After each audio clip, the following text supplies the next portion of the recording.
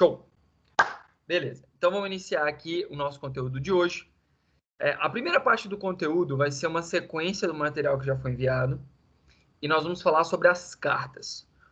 Professor, o que são isso? O que são essas cartas? Essas cartas, artigo 260 ao 268, e elas vão trazer para a gente a ideia de comunicação entre os juízos. Então, nós vamos ter 3 tipos de cartas que nós vamos trabalhar hoje. A primeira delas é chamada de carta de ordem. A carta de ordem, assim como o próprio nome diz, ela exprime ali uma existência de uma ordem. Então, ela é chamada como uma comunicação interna.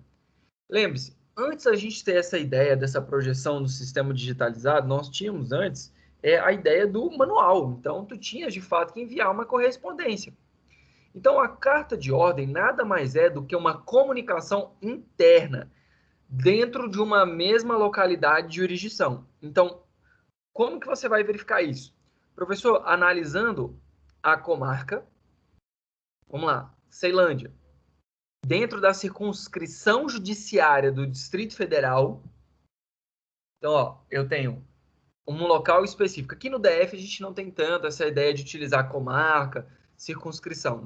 Porque como temos regiões administrativas, é diferente dessa questão de municípios, região maior, região menor. Aí nós normalmente colocamos direto. Então, vara da Ceilândia, Distrito Federal. Né? Então, da comarca da Ceilândia, circunscrição do Distrito Federal. Então, a gente pega umas ideias maiores, né? Mais amplas, quando a gente fala da projeção de circunscrição.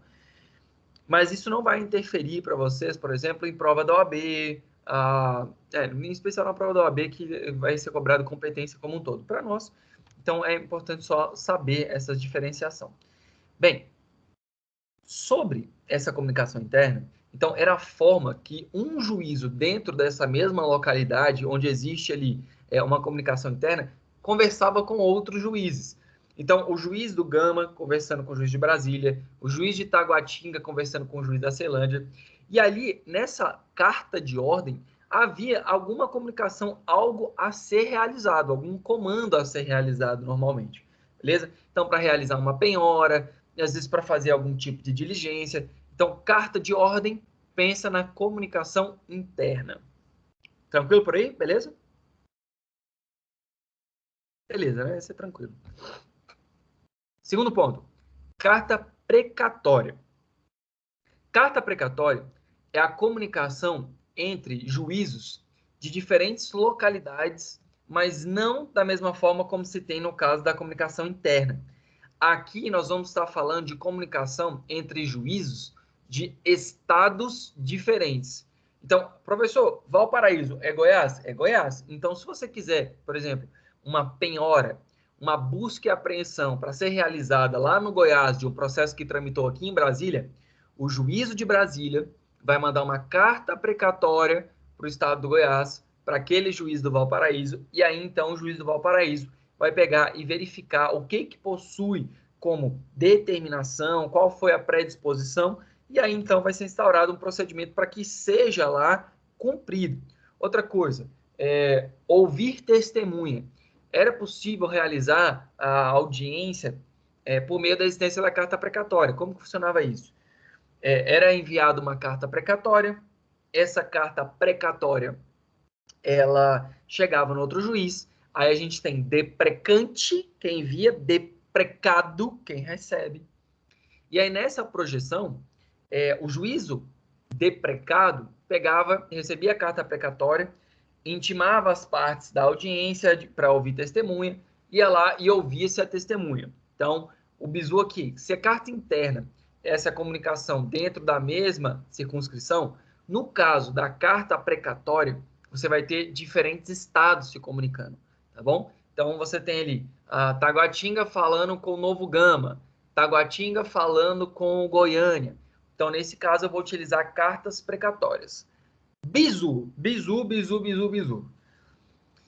Atualmente, existe uma ideia de cooperação que está prevista no nosso próprio código sobre a cooperação de atuação e, na oportunidade, tem sido possível, isso é uma coisa muito nova, gente, tem sido possível requisitar ao juiz uma comunicação via endereço eletrônico. Então, a tendência, gente, é que os juízos se comuniquem por e-mail, de uma forma muito mais célere, e pelo próprio WhatsApp, e que realizem eventuais audiências de forma remota. Então, é o que a gente está vendo hoje. Né? Então, ouvir uma testemunha pelo sistema remoto. A testemunha vai lá no fórum e ela vai ser ouvida por uma audiência remota, sem essa necessidade de ter que deslocar, enfim. E é muito mais rápido. E parte da doutrina tem entendido que até o WhatsApp vai ser daqui a pouco uma forma de comunicação entre os juízos. Há uma tendência de que cada vara tenha um WhatsApp e que ali possa ser realizado determinadas comunicações. Né? Então, existe essa corrente e ela é em razão do princípio da cooperação. Né? Então, se eventualmente, hoje a gente está falando de 2020, quando vocês estiverem fazendo a prova da OAB, muito provavelmente, talvez esse mecanismo já esteja implementado de uma forma muito mais célere. E aí, talvez, de fato, a gente já esteja aplicando de uma forma majoritária e predominante essa comunicação via e-mail e via WhatsApp. Beleza?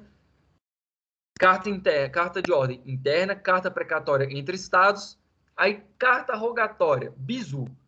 Juntou a mãozinha aqui, rogatória, rogar, pedir. Por quê? Porque nos outros dois, a gente está falando de comunicação entre juízos do Brasil. Agora, na carta rogatória, nós vamos falar de uma comunicação entre países. E aí, lembre-se, nenhum país é obrigado a cumprir a determinação de outro. Os países não possuem uma legislação universal. O que se tem são tratados de direito internacional que versam sobre determinadas matérias, que trazem uma facilidade ou não para a comunicação entre elas. Então, por exemplo, dentro do Mercosul, nós temos facilidades de comunicação. Temos. Existem tratados sobre questão de sequestro de menores? Temos. Com vários países de alimentos? Ok, também temos. Com Portugal, nós temos o Tratado da Amizade, que facilita um monte de coisa. Agora, tem países que a gente não tem essa facilidade. Então, a carta rogatória necessariamente é um pedido, né? Não existe uma obrigatoriedade no cumprimento, tá bom? E quais são as formalidades, né, para que se tenha... Deixa eu só separar aqui. Quais são as formalidades para que se tenha o devido cumprimento nas hipóteses dessas cartas que são para outras localidades? Bem, a primeira coisa que a gente tem que ter é qual é o juiz de origem e qual é o ato. Qual é o ato que vai ser pedido para ser realizado? Então, o juiz de origem, qual é o ato? Você tem que ter ali o inteiro teor, tanto da peça quanto do despacho e a procuração dos advogados. Então, veja que a gente só está falando de requisitos formais. Nós temos que ter ali, é óbvio, que a carta ela tem que trazer processualmente qual é o mecanismo que se pleiteia e, por fim, a assinatura do juiz dando validade àquele ato. Então, essas são formalidades mínimas para que se tenha a comunicação entre os juízes. Beleza? Turma, alguma dúvida sobre cartas? Não? Eu falo na carta precatória, o senhor está usando muito o termo, o senhor usou o termo, né, na verdade, comunicação. Se aparecer na minha prova da OAB, por exemplo, o termo uma ordem, o senhor falou pedido agora na carta rogatória, mas se eu tiver a questão de uma ordem, um pedido também pode acontecer, do que simplesmente uma comunicação, ou seja, o juiz daqui ordena que o de lá, de Minas Gerais, transfira o preso para cá, porque o processo está, enfim, encontrou ele aqui, digamos assim, ou seja, ele cometeu o crime em Minas Gerais, mas ele foi preso em Brasília, e o processo está lá em Minas. Eu jogo o preso para Minas, eu jogo o preso para lá, o juiz daqui pode ordenar que, enfim, a questão assim, ordenar, pedir, pode acontecer, do que só simplesmente comunicar? Show. Vamos lá, excelente pergunta. Só não vamos misturar com o direito penal, porque normalmente o direito penal tem algumas especificidades, tá? Então, para fazer essa questão do recambiamento do preso, existem algumas coisinhas um pouquinho mais específicas. Tem que ter ali estrutura para poder trazer o camarada, né? Então, não é só uma ordem. Mas vamos pensar o seguinte, Duda. Existe hierarquia entre os juízes de mesma força de diferentes estados? Não existe hierarquia.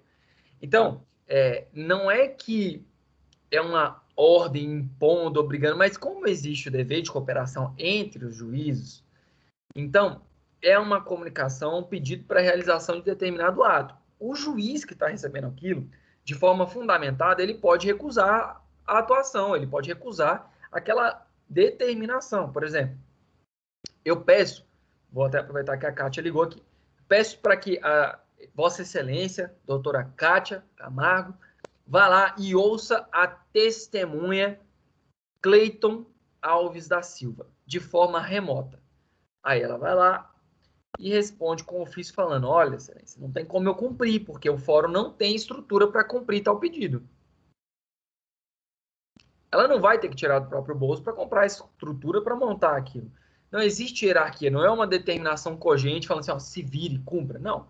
Ela vai verificar se pode ou não. Existe um dever de cooperação, existe uma urbanidade entre os juízos. Né? Então, em que pese entender sobre aquela necessidade do cumprimento, você tem que verificar que, não, como não existe essa hierarquia, é dentro da possibilidade também de cumprimento do juízo.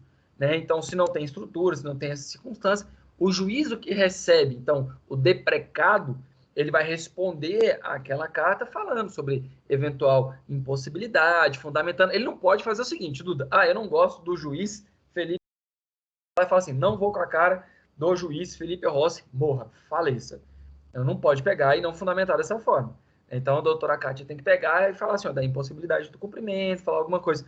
Cleiton sumiu, aí pega lá e faz a certidão.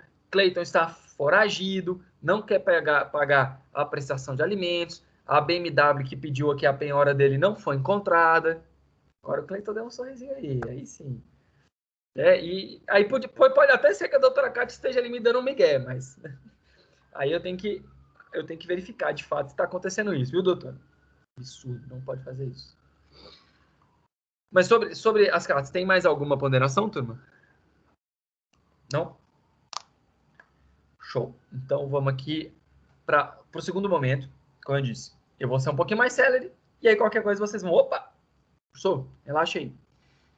Vamos lá agora falar sobre capacidade das partes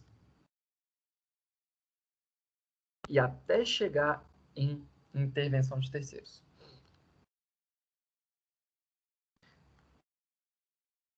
Tá aparecendo aqui capacidade das partes no título para vocês, não?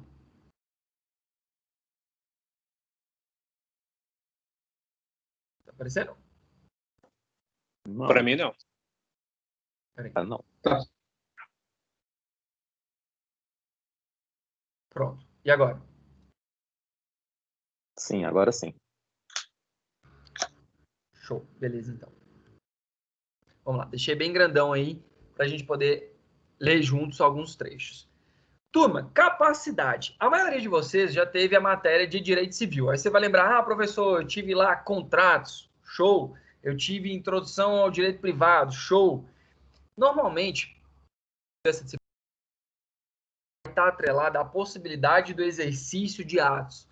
E aí você vai lembrar da capacidade para responder penalmente, então tem que ser maior ou igual a 18 anos, capacidade para realizar atos civis, aí você vai lembrar da capacidade relativa, o camaradinho ali que tem 16, 17 anos, da plena incapacidade, quando a gente fala de criança não pode fazer negócio jurídico.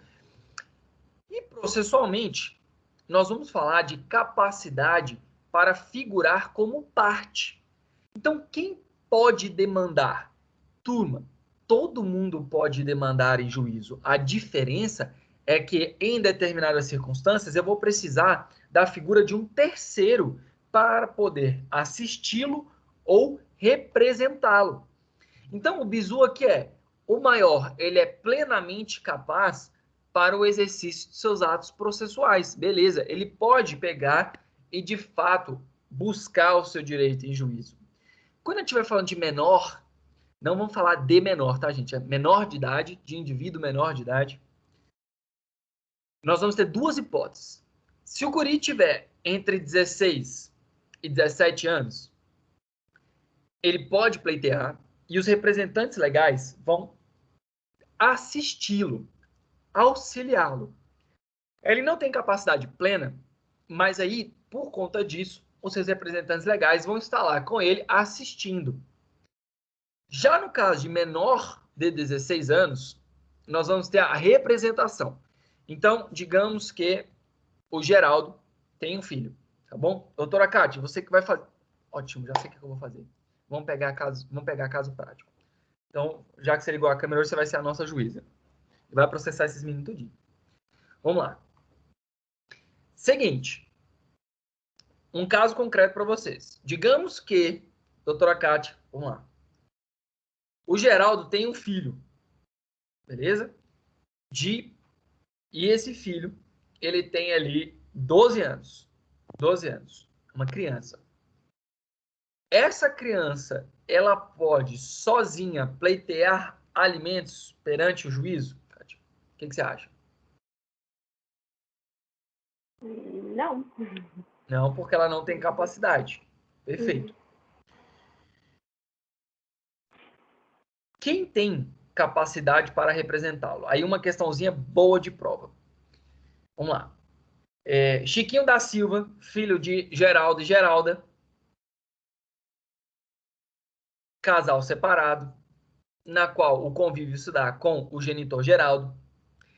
Tem ação de alimentos contra Geralda proposta pelo tio-avô da genitora. Você, na condição de juiz, quando do recebimento dessa ação, deverá 2 pontos. Aí eu vou colocar lá diversas opções, algumas, obviamente, muito próximas, para a gente poder fazer os peguinhas. Mas o que o juiz tem que fazer nesse caso, gente? Vocês já sabem a tese jurídica.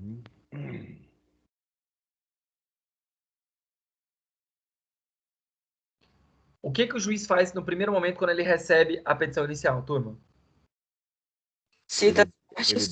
Ele dá um prazo para que possa ser colocado a pessoa responsável, ser estabelecida a pessoa responsável pelo menor. Vamos pegar o que tu falaste. Alguém falou alguma coisa sobre citar? Vamos pegar as partes. Citar as partes. Eu acredito que teria que pedir a emenda da inicial. Show. Então aí vamos pegar todas as respostas de vocês, vamos colocar uma resposta nível superior top do momento. Vamos lá. Quando ele recebe, ele vai verificar o quê? Os pressupostos da ação. Preenche o interesse de agir? Sim, a criança precisa de alimentos. E sobre a legitimidade? Preenche a legitimidade? Não preenche a legitimidade, porque aquela pessoa não é representante legal da menor. Então, nesse caso, você tem que intimar a parte autora para explicar sobre a legitimidade, eventualmente emendar e corrigir tal erro.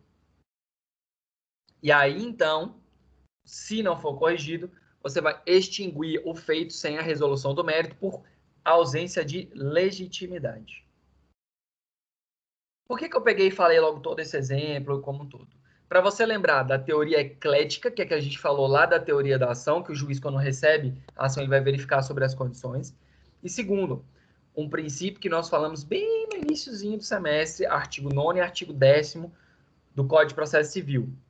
Lembra lá do bizu? Vedação da decisão surpresa. O juiz não pode simplesmente decidir sem oportunizar às partes a manifestação. Eu acho que, inclusive, esse foi o primeiro bizu lá. Eu estou fazendo uma maratona de dicas de processo civil, já que eu estou com muita turma de processo, para que a gurizada vai se atentando a esses detalhes. Todo dia eu vou colocando algumas dicas. E essa foi a primeira. Inclusive, essa foi a primeira, e eu falo muito desse princípio. Esse princípio, ele é pouco utilizado pelos advogados mais velhos, gente, porque é um princípio novo. Então, vocês têm que lembrar da atuação e da aplicação desse princípio, que é sobre essa questão de notificar a parte para ela se manifestar, de intimá-la, para que ela se manifeste sem uma decisão onde ela não teve ciência antecipada, né? Então, por exemplo, nesse caso, a gente vai falar de uma sentença terminativa, no caso do descumprimento, porque ela não resolve a prestação de alimentos, mas sim vai discutir uma questão formal que não foi cumprida. Show? Show. Agora, nesse caso, por exemplo, na ausência por morte, pai e mãe, o avô seria a pessoa responsável. Olha que interessante, Geraldo. Não necessariamente. Não? Não sabe por quê? Porque pode ser que os avós não tenham condições de criar a criança. E aí, o que aconteceu? Foi um irmão que pegou e está sendo guardião. Então, o que a gente tem que verificar? Quem é o representante da guarda? Quem é que está exercendo a guarda? E aí, nesse caso, você tem que ver que, de fato, quem está sendo guardião da criança. Porque o representante legal dela vai ser aquele que é o guardião dela. Quem vai exercer, olha o bizu, a tutela da criança. Show? Muito bem, show. Beleza. E aí, olha lá, você vai ver que é exatamente esse ponto que eu ia falar logo em seguida. Ó. Ah, compartilhou errado de novo, peraí. Deixa eu pegar certo aqui. Agora, essa tutela, ela tem que ser legalizada judicialmente, essa tutela? Ou simplesmente não precisa ser? Só... Precisa. Imagina o seguinte. Mas a sua pergunta é boa também, Geraldo, porque o que mais acontece é o seguinte. Filho do Chiquinho morreu, aí o irmão vai lá e começa a cuidar.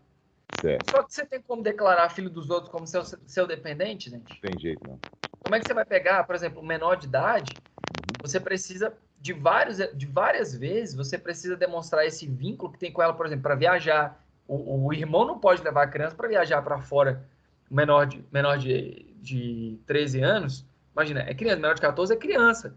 Então não dá para você pegar e sair do país com uma criança dessa. As viagens são limitadas. Então, a questão de escola, você tem que ser o representante da criança. Então, existe N variáveis que você precisa, de fato, ter legitimidade para poder responder por aquela criança, né? De fato, representá-la. Então, nessa circunstância, tem que lembrar desse bizu. Show? Ok. Vamos lá. Então, se eu estiver falando de maior incapaz, vamos lá. O Geraldo ficou doido. O Geraldo perdeu as estribeiras. Ele foi lá, tirou nota 2 na prova do professor Felipe. Aí ele bateu o pino e ficou sequelado com a questão do tamanho trauma. Né? E aí ele perdeu a sua sanidade mental. Aí a família dele vai lá e faz uma interdição sobre ele. Né? Como é que chama o exercício do interesse, da representatividade do Geraldo? Nós vamos chamar isso de curatela. Então, maior de 18 anos, incapaz, nós vamos chamar de curatela. Então, tu tens um curador. Quando eu estiver falando de menor de idade, tu vai falar de tutela. Então, é só lembrar desse bizu. Curatela maior, tutela menor. Sobre o réu preso, professor, como que se chama? É tutela ou curatela? Gurizada, depende de igual forma da questão da idade para o representante legal. Se você estiver falando da capacidade processual, quem vai estar atuando na defesa dos interesses do réu preso que não teve condição de contratar advogado particular vai ser a Defensoria Pública, por algo que nós chamamos de legitimidade extraordinária. Professor, que diabo é legitimidade extraordinária? É quando você tem uma pessoa, um sujeito estranho, representando o interesse de terceiro. Então, por isso que a gente fala de legitimidade extraordinária. Tá bom? Bem, aqui eu trago um prefácio sobre a ideia da citação por edital, mas fiquem tranquilos que citação por edital, citação, eu vou falar em outro momento. Eu pensei que nesse momento a gente já tinha visto citação, e aí quando eu estava montando eu acabei esquecendo que vocês não tinham visto citação ainda, tá? Mas fiquem tranquilos que eu vou pegar e vou dar uma aula e mandar o material só de citação para vocês. Outra coisa, lembra de capacidade das partes aqui inerente à parte processual. Vamos lá. Digamos que a Kátia, nossa juíza, ela verifica que o Geraldo, ele é casado. E aí, tanto faz, né? Não tem problema. Mas, dependendo da ação, isso vai ser exatamente tudo, gente. Quando a gente fala da pessoa casada, o fato de ser casado não somente é um ônus na vida, viu, Geraldo? Ó, vou te falar do bônus do casamento. Pode ser uma tese de defesa. Imagine que Geraldo fez uma coisa que o professor Felipe ensina desde o primeiro dia de aula. Jamais sejam fiadores. Eu falo isso desde o primeiro dia, do primeiro momento da minha sala de aula. Eu acho que é o meu grande discurso. Não seja fiador. E aí, o Geraldo foi lá e é fiador de um contrato. Só que Geraldo é casado. Veja, olha só que interessante. Quando a gente fala de casamento, vamos pegar a regra geral, comunhão parcial de bens. A partir do momento que ele se torna fiador, se ele for processado para a responsabilidade daquela dívida principal, não vai ser só o patrimônio do bonitão que vai entrar na jogada, não. No caso do fiador, vai entrar, inclusive, bens de família. Geraldo, então você está detonando todo mundo junto. E é para isso que o código foi lá e criou um dispositivo próprio. E a doutora Kátia foi lá e verificou isso logo no recebimento da demanda e falou assim, olha, está faltando a outorga uxória, que é o quê? O consentimento da esposa para que ele possa ser o responsável. Então, como a esposa não deu consentimento dessa garantia e ele não escondeu esse fato, nessa circunstância, o juízo pode verificar sobre a invalidade dessa garantia, né? Porque não teve a outorga. Como que funciona esse procedimento? Normalmente, o juiz ele fica caladinho, então a doutora Kátia não falou nada, tá lá de boa, mas é a esposa de Geraldo, que é sábia, foi lá e ofertou uma ação de anulação da garantia por ausência da outorga uxória. Falando assim, Geraldão, você não pode me lascar junto, então eu não dei essa outorga, vamos anular essa garantia. Show? José Deraldo levantou a mãozinha aí com dúvida. Diga. Não foi sem pretensão. Sem problema. Pegar esse bizu da outorga uxória? Professor, quando que vai ser necessária a outorga uxória? O código vai ser bem claro sobre as hipóteses, mas é só você lembrar dessa ideia onde aquela discussão, seja para apresentar uma ação, seja para responder aquela ação, quando houver ali envolvimento do patrimônio de ambos os cônjuges. Então, esse é o grande bizu para você identificar sobre a ideia da outorga uxória, né? Então, quando você estiver pensando nessa ideia dos cônjuges, você já pode, ligar aqui o sinal amarelo. Os casos mais comuns, as grandes incidências da outorga uxória, elas necessariamente vão cair sobre direitos reais imobiliários. Por quê, gente? Porque daí, no caso, é patrimônio de ambos, então isso é de pronto. Claro, turma, existe aqui uma excepcionalidade, que você pode afastar a outorga uxória, que é quando o casal contraiu núpcias sob o regime de separação total, absoluta de bens. Por quê? Porque daí cada um tem seu bem, e aí, beijos, abraços, a tese da outorga uxória não vai ser aplicada, porque cada um vai ter seu próprio patrimônio. Todo mundo entendeu o que seria outorga uxória? Show? Sim, eu entendi, tenho dúvida. Falando da questão casamento, ideia, né, cônjuges e tudo mais. Eu já estou com a questão da união estável. Eu estou bagunçando a situação? Não, não tá não. Sabe por quê? Porque é o seguinte. Ou é a mesma coisa? Não, deixa eu até parar de compartilhar. Vamos lá. A ideia da união estável é muito interessante, porque o que acontece? A união estável, ela vai trazer algumas limitações como um todo, porque diverge de fato do instituto do casamento. Mas não quer dizer que o fato de não ser casado implica necessariamente a ausência de proteção. Então, o parágrafo 3º do mesmo artigo, do artigo 73, vai dizer assim: aplica-se nesse dispositivo as mesmas regras para a união estável comprovada nos autos. Entendeu?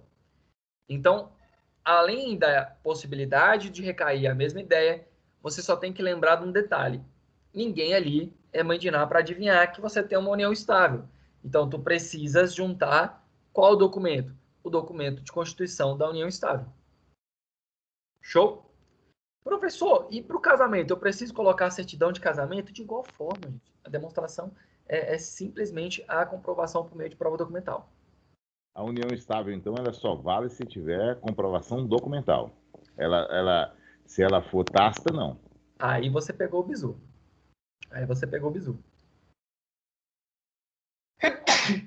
Perdão, desculpa. É Covid. De novo? Puxa vida. Mais uma vez, não. Já basta uma já. Deixa essa conversa. Esse eu passo para a próxima. Geraldo, você que está com a idade boa aí para pegar também. Misericórdia. Deixa essa para você agora. Quer não. Já peguei. Aí vem o bizu, Geraldão. Uhum. Você fez uma pergunta inteligente. Uhum. Professor, e se ela for de fato e não for realmente regulamentado? Aí, meu queridíssimo, o que você vai fazer? Você, como esperto, sabendo que a doutora Kátia vai se atentar a esse detalhe, tu não é besta, a sua esposa ou você, para opor, para apresentar essa tese de defesa, vai entrar com uma ação de reconhecimento de união estável, vai colocar a data antecedente, porque de fato vocês já tinham essa data antecedente. Esse título, essa ação declaratória, vai trazer a data que eventualmente foi consubstanciada essa união estável. Uma vez tendo essa sentença, reconhecendo o que você vai fazer, voltar àquela ideia que eu falei de proposição de ação anulatória de fiança da garantia de fiador. Beleza? Maravilha, tranquilo. Aí olha lá o bizu, isso aqui é técnica jurídica. Todo mundo entendeu? Olha, eu tenho uma ação em curso, vamos pensar. Geraldo Lazarento foi lá e me inventou de ser fiador. Ele escreve no contrato que ele é amaziado, emancebado, como diria algumas vozes, juntado, como diria no dito popular. E ele coloca isso no contrato. Só que ele não tem, de fato, documento que reconhece essa união estável, mas ele nunca se omitiu, porque a boa-fé aqui é importante, ele nunca se omitiu da existência de algo, ainda que tácito. Posteriormente, né, o Cleiton foi lá e deixou de pagar a dívida. Quem que vai rodar? Fiador, que é o cara que bate no peito. Geraldo, então, vai lá e vai conversar com o seu advogado, quem vai ser advogado, com a sua advogada, a Michele, que a Michele já está hoje cheia das teses, eu gostei da participação dela. Então, Michele vai lá e diz o seguinte: meu querido, vamos formalizar essa união estável com data anterior? Você tem como comprovar? Tem. Aí você vai lá e junta foto, junta lá as fotos no Facebook, que hoje está em desuso, lá você colocando ali, não tinha um hashtag mozão, né? Mas você já fala assim, amor pra vida toda, casamento selado. Isso é tipo, né? Dessa gurizada pegar e colocar casamento selado, casamento com muito amor, não sei o quê, minha parceira. Juntou aquilo ali, meu parceiro, mozão pra vida inteira. Eu adoro essas declarações nos casos de família, gente, é maravilhoso, né? E é bom que isso aí é prova pura, eu adoro. Principalmente quando o cara tá fugindo, falando que não tem união estável, e ele vai lá e tinha aquele post maravilhoso, companheira de vida. Eu falo, oh, beleza, é essa. Só pega ali o print e puf no processo. Eu adoro esse tipo de prova. Eu adoro rede social, gente. Tem que ter cuidado, tem que ter cuidado com a rede. Não, posta, publica essas coisas de casal, posta. Pode publicar, vai, coloca lá que tem problema. E aí, você vai lá, junta, comprova isso numa ação autônoma de reconhecimento de união estável, uma vez consolidada ali com a data anterior, você pode pegar e intentar uma ação anulatória. Então, veja, olha só, agora a gente já foi para raciocínio jurídico. Eu tinha uma ação, eu tenho uma tese defensiva, mas eu ainda não tenho o documento hábil para propor essa ideia. Eu não tenho ali o reconhecimento da união estável. E coronavírus aí também, hein? Essa veio no débito, hein? Papai do céu, muito obrigado. Não esperou nem no crédito, não foi nem amanhã, foi no débito. Pei, espirra aí também. Então, olha lá, eu tenho uma ação onde o Geraldo ele é cobrado como fiador. Eu ingresso com uma ação autônoma para reconhecimento de união estável com data anterior. E depois eu vou entrar com uma terceira ação para anular essa garantia. Tá vendo? Isso tudo raciocínio jurídico. Hoje vocês já aprenderam uma tese jurídica, uma forma de tentar desconstruir essa garantia. Fala, turma, nós temos duas perguntas, uma do Joanilson e uma da Ana Luísa. Digam. Professor, a união estável, quando já tem filhos, então já comprova, né? Filho ter mais de 5 anos. Não é uma comprovação? Um diploma já? Não vive junto? Não. Uma coisa é uma coisa, outra coisa é outra coisa. Filho não necessariamente quer falar que você tem união estável. Filho, coabitação, interesse de constituição de família, são hipóteses que denotam ali a intenção de constituição familiar. O que vai reconhecer ou não a existência de uma união estável vão ser duas coisas. Uma, o reconhecimento em cartório do consentimento das partes. Duas, uma ação judicial sobre o reconhecimento da união estável. É presumido. Esse lapso de 5 anos aí é migué. É migué. Eu não sei se vocês viram, recentemente, eu não lembro se eu republiquei, mas teve uma decisão judicial que afastou um relacionamento de 40 anos como união estável. 40. Pensa que o cara era uma abelhinha, Joanilson, e aí ele via o mundo como um rosedal. E aí ele tinha uma rosa que ao longo desses 40 anos ele ia lá com seu pólen e frequentava, né? E aí, mas nunca houve a assunção do relacionamento. Pensa na vida como um rosedal. E aí o cara era a abelhinha, né? Então, ele não se conteve com a beleza única e exclusiva de uma rosa, mas ele constantemente tinha a sua rosa ali preferida. E aí, nesse caso, ele ia lá, né? Pra gente não chamar o cara de, né, safado, nada desse tipo, de colocar uma coisa mais romantizada. Ele ia lá e constantemente. Mas, de outro lado, a nossa rosa também não se importava como um todo, né? Então, no final, o que se discutiu foi que com a morte, né? Eu não me lembro agora se foi ele ou foi ela que morreu. Mas com a morte de um dos dois, aí a pessoa falou assim, opa, não, quero reconhecer a união estável aqui para participar da herança. E aí o juiz pegou e falou assim, opa, os familiares estão me falando aqui que, na verdade, nunca houve a intenção de constituição familiar. Era ali o fato de estar carregando pólen durante ao longo desses 40 anos, sem nunca ter a intenção de constituição familiar. Esse é o requisito da união estável. Constituição familiar. Ok. Ana Luísa, diga. Bom dia. Professor, estou vendo aqui os tipos de casamento também tem a participação final nos aquestos. Como é que fica a questão do fiador? Show. Vamos lá. Participação final nos aquestos. Você tem a ideia de separação. Vocês já tiveram aula de direito de família, não? Não. Então, de forma bem breve. Participação final dos aquestos é como se eu tivesse ali ambos com patrimônios separados. No final, quando da eventual dissolução, vai verificar o que teve de comum esforço e aí você vai pegar e separar. Ana, no caso de participação final dos aquestos, não necessariamente vai afastar a necessidade do outorgo uxório. Porque ainda que se tenha a hipótese de participação final dos aquestos, se ficar demonstrado que aquele patrimônio foi construído com base no patrimônio de ambos, então é interesse de ambos. Aí você tem muito análise de caso concreto, sabe? Entendi. Não é tão de pronto. Aquilo que você bate o olho, consegue verificar de cara, é o caso da separação total de bens. Esse daí é de pronto. A participação final nos aquestos, você vai ter a possibilidade também de afastar, beleza? Essa possibilidade de intervenção, porque essa necessidade do consentimento, por causa dessa ideia de cada um ter um patrimônio particular, e depois você vai ver o que foi utilizado como comum esforço. Tá bom? Mas o que o código vai trazer de pronto, assim, ó, inquestionável, separação total. Porque daí não tem esse papo. É separação total, acabou. Cada um com o seu. Falou, valeu. Tá bom. Obrigada. Beleza? Meninos, meninas, cuidado com essas propostas de separação total de bens. Cuidado. Viu? E outra coisa, separação total de bens não quer dizer que nada irá se comunicar.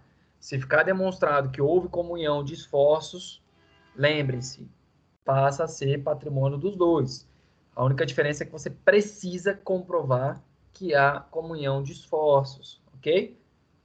Então, guardem eventuais notinhas, transferências, ó, bizu. Direito de família é bom demais, gente, dá cada confusão. Ave Maria. Chegar arrupio aqui, é bom demais. Bora, continuando.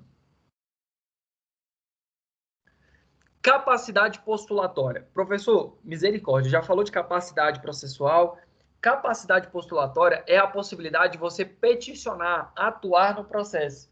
Via de regra, gente, quem tem capacidade postulatória dentro do processo? O advogado, devidamente inscrito na Ordem dos Advogados do Brasil. Mas temos uma excepcionalidade. Quando nós estivermos falando dos juizados especiais e as causas não tiverem maior complexidade, por isso a competência juizado especial, Lei 9.099, e o valor da causa for de até 20 salários mínimos, aí você não precisa de advogado.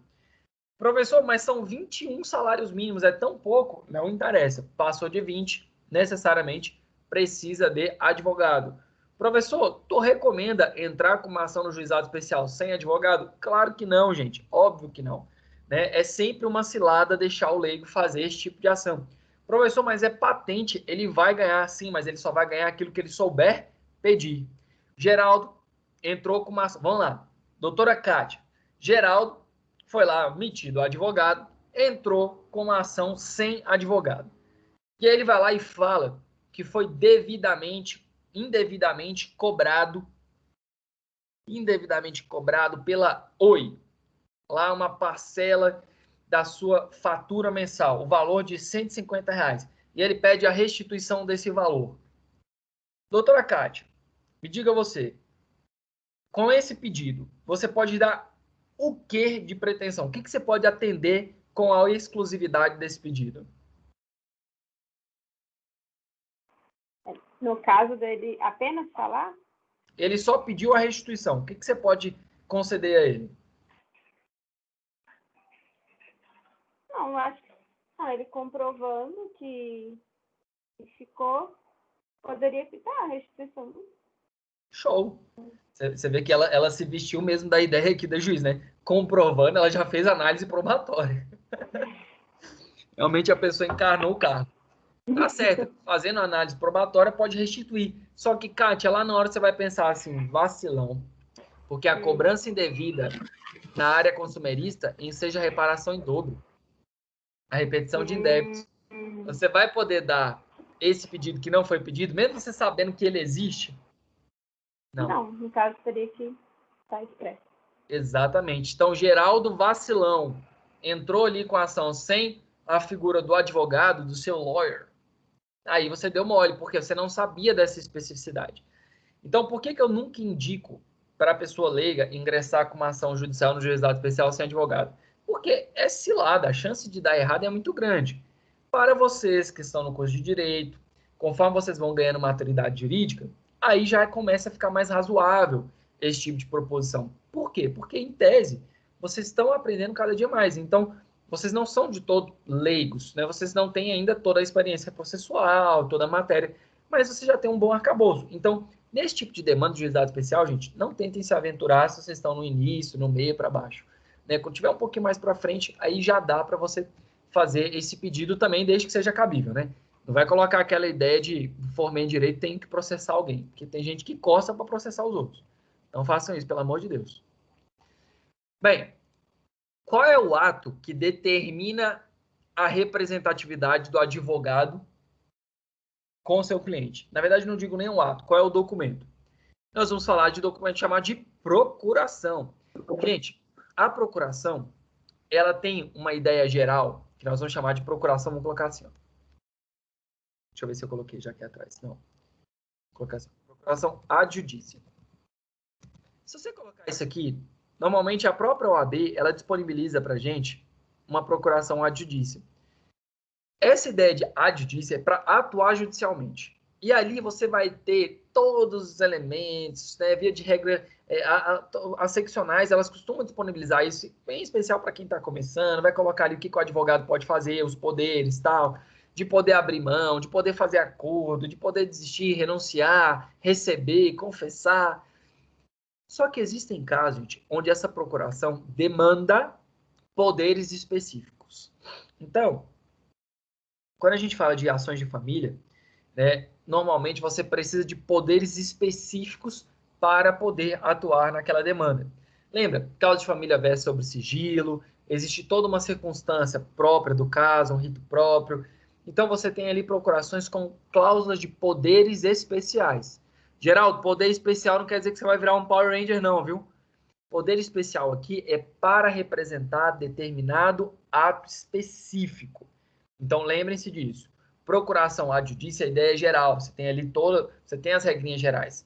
Agora, fiquem atentos nas demandas onde eu preciso de poderes específicos para exercer a minha representatividade. Show? Gente, isso aqui você normalmente não vê em sala, você vê isso na prática, tá? Então, é fundamental que vocês lembrem disso. Professor, todo ato judicial que eu estiver representando alguém precisa necessariamente de procuração? Não. Não. Nós temos exceções. A regra geral, sim. Mas vamos falar lá, por exemplo, do habeas corpus. O habeas corpus é um remédio constitucional. Eu não tive a oportunidade ainda de levar, mas essa turma, até pela proximidade e quando voltarem, obviamente, as visitas, eu vou ver com a coordenação se eu consigo levar vocês para um passeio no STJ, para vocês visitarem o STJ. No STJ, vocês vão ver muita coisa legal. E no STF, nós temos ali um dos primeiros habeas corpus impetrados e nós temos um habeas corpus feito no papel higiênico. Olha que interessante. O habeas corpus, por ser um remédio constitucional, foi o próprio preso que fez e ele fez no papel higiênico. E ele foi recebido, e ele foi processado, e ele foi julgado, porque é um documento válido para a ideia da impetração. Olha o verbo, remédios constitucionais são impetrados do habeas corpus. Então, lá no STF, nós temos esse habeas corpus feito no papel higiênico, e você tem ali a possibilidade de apreciação. Precisa de procuração para esse ato, professor? Não, não precisa de procuração para esse ato. Claro, é importante que você junte, é interessante que você junte? É, mas se não tiver, paciência. Às vezes o camarada foi preso, você não conseguiu ir no presídio, mas já está fazendo um habeas corpus. Então, nesse caso, você pode depois fazer o que a gente chama de regularidade formal. Né? Inclusive, o código vai trazer essas hipóteses. Ele vai falar que quando tiver urgência, para que você não tenha ali o perecimento do direito, para que se perca o direito, você pode, inclusive, fazer peças em qualquer processo e depois juntar a procuração, desde que comprovada urgência. Beleza? Show. Gente, quando a gente fala de parte, normalmente você vai pensar muito na questão dos direitos. Ah, a parte tem direito disso, daquilo outro, mas às vezes se esquece dos deveres. Então, olha lá, nós temos uma disposição própria para os deveres das partes, e dentre elas vamos começar com a primeira aqui. Não mentir em juízo, não fazer pedido sem fundamento, não enrolar o processo. Então, vou colocar assim algumas palavras-chave para vocês terem anotados. Fazer pedido sem fundamento. Oi, diga. Uma pergunta, você falou. O que seria enrolar o processo? Pode dar uma esmiuçada aí? Claro, com certeza. O que seria enrolar o processo? Você quer ouvir uma testemunha? Deixa eu até tirar aqui. Você quer ouvir uma testemunha sobre, num processo que está versando ali sobre uma ação X específica, e essa testemunha, Cleiton, ela é meramente abonatória. Ela vai falar que você é um cara legal. Testemunhas abonatórias vão falar que você é uma pessoa legal. Só que, gente, dependendo da demanda, não cabe esse tipo de testemunha. E aí você pede para o juiz falando que é uma testemunha importante, imprescindível, porque conhece a circunstância. Aí chega lá na hora, a testemunha não viu, não sabe, não conhece os fatos, mas fala para o juiz que tu é um cara bacana, do balacobaco, uma pessoa do momento. Isso é um ato inútil. Isso é uma produção de prova inútil. Outro ato inútil é você ficar requisitando diligências que não vão contribuir em nada com a demanda. Claro, é direito seu pedir? Com certeza. Mas existe uma diligência com fundamento para o processo e existe a diligência para enrolar um processo. Outra coisa, quizumbar o processo. O processo, para ser sentenciado, ele vai para uma coisa que a gente chama de conclusão. Então, ele fica concluso, o juiz vai lá e vai julgar por conseguinte. Aí tu vai lá e me atravessa uma petição fazendo um pedido nada a ver com nada, só para sair da conclusão. Só para enrolar o processo. Então, isso daqui atrapalha. Existe ainda um outro procedimento chamado de embargos de declaração. Os embargos de declaração visam sanar obscuridade, contrariedade ou omissão do julgador. Por fim, tem um erro material. Então, são essas 4 hipóteses do cabimento dos embargos. Artigo 1022 do Código de Processo Civil. Tu sabe que não está presente nenhuma dessas hipóteses, mas mesmo assim tu opõe os embargos de declaração. Então, o que você está fazendo? Você está buscando enrolar, ganhar tempo no processo. Se o juiz verificar essa hipótese, vai ter uma consequência. Então, quizumbar o processo traz uma consequência. Outra forma de quizumbar o processo. Esse caso é real, viu? A senhorinha entrou com uma ação pedindo o restabelecimento do plano de saúde, porque ela precisou do plano de saúde, estava tudo direitinho, o plano de saúde que suspendeu de forma indevida, e ela estava no hospital, e ela precisava de um leito de UTI, um leito específico, e ela ficou acho que foi no Agarram, eu não lembro qual hospital, não posso falar. Ela ficou no corredor do hospital, porque não tinha como acomodá-la, e ela tinha um plano de saúde para estar no hospital particular. Aí nós pedimos uma tutela, né, tutela antecipada de urgência. E aí teve a tutela e o nosso camaradinha não cumpriu. Então, o que é que esse plano de saúde fez? Zumbou, não quis cumprir. Obviamente, o juiz foi lá e colocou multa diária. No final, gente, essa ação que era de 7 mil virou uma ação de 102 mil, porque os caras se recusaram a cumprir. Só foi possível pedir esse cumprimento por uma coisa muito excepcional, que foi quando foi suscitado o crime de desobediência por nós, até que, de fato, o plano de saúde foi lá e fez. Então, você não cumprir as decisões judiciais, seja de forma provisória ou final, você está aqui zumbando. Então, nesse caso, você também pode ser responsabilizado. Vamos dizer que o Cleiton foi lá e se mudou. Cleiton foi lá e mudou, está em outro local. Enquanto isso, está rolando o processo. Cleiton, nosso malandrilson, foi lá e não informou o juízo. Então, quando o juiz foi dar ciência, determinações, não conseguiu encontrar o Cleiton. Então, o Cleiton, ele está desobedecendo um dever dele, que é informar o juiz sempre que houver essa modificação do seu endereço. Então, vou colocar aqui em amarelo os principais para quando vocês estiverem estudando. E digamos o seguinte, agora vai ser o Geraldo. Geraldo, você que é o malandrilson, está sendo discutido a propriedade de um bem. Tu vai lá, Geraldo, o que tu faz? Vende esse bem. Faz a dilapidação desse bem. Você podia fazer isso, Geraldo? Você não podia fazer isso. Está sendo discutido. Você está aqui zumbando o processo. Você está atrapalhando, você está fazendo uma inovação de fato sobre a coisa. Nesse caso, o juiz verificando essa hipótese, ele também vai poder te repreender. E veja que a todo momento eu estou falando sobre essa ideia de repreender, de responsabilidade. Aí, gurizada, a gente tem uma diferença. Nesses dois que eu coloquei em vermelho, não cumprir as ordens judiciais e, de fato, quis zumbar, inovando sobre o fato ou sobre o próprio direito do bem, o juiz pode te punir algo chamado de ato atentatório à dignidade da justiça. Então, em vermelho, ato atentatório à dignidade da justiça. Professor, e mentir em juízo pode? Posso ficar enrolando o processo aqui? Não. A diferença é que, se for qualquer uma dessas duas hipóteses em vermelho, você vai responder pelo ato atentatório. Se for as outras que estão em preto, você vai responder pela ideia de litigância de má-fé.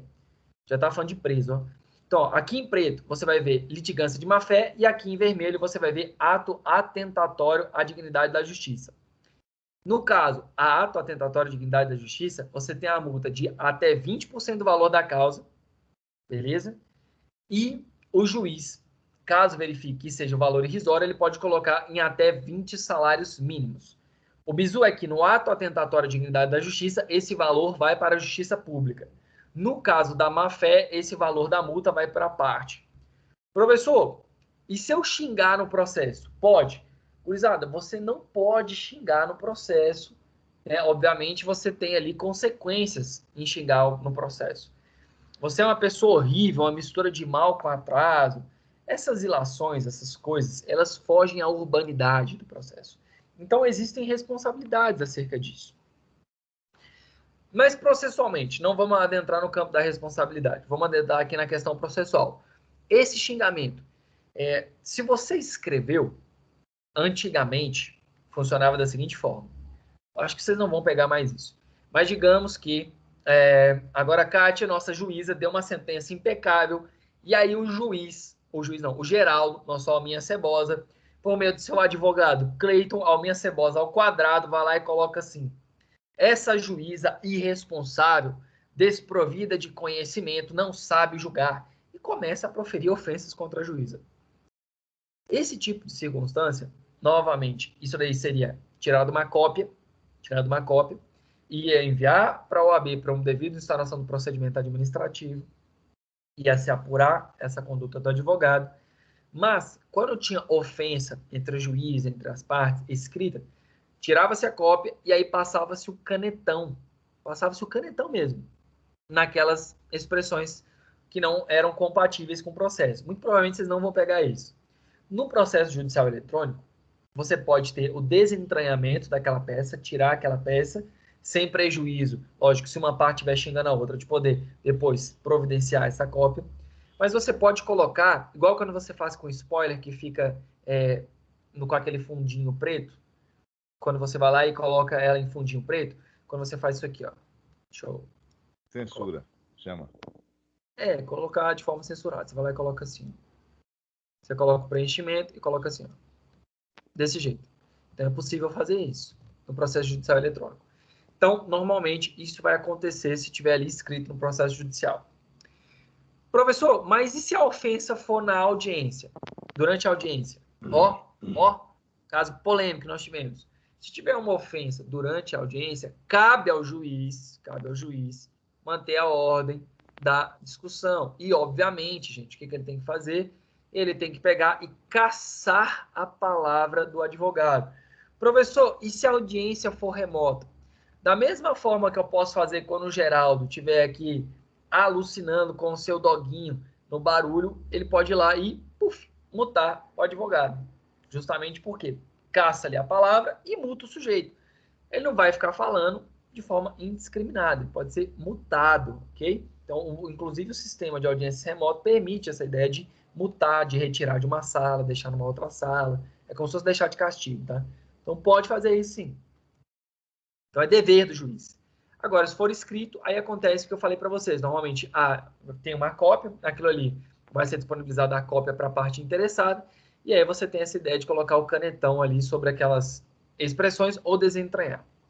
O que é má-fé, professor? A má-fé, dentre essas hipóteses que eu já coloquei, que é o descumprimento dos deveres das partes, você tem enrolar o processo, utilizar o processo para um objetivo ilegal, por exemplo, o cara como é que se chama, gente? Esqueci agora. Quando você empresta dinheiro para alguém de forma... Agiota, pronto, perdão, valeu.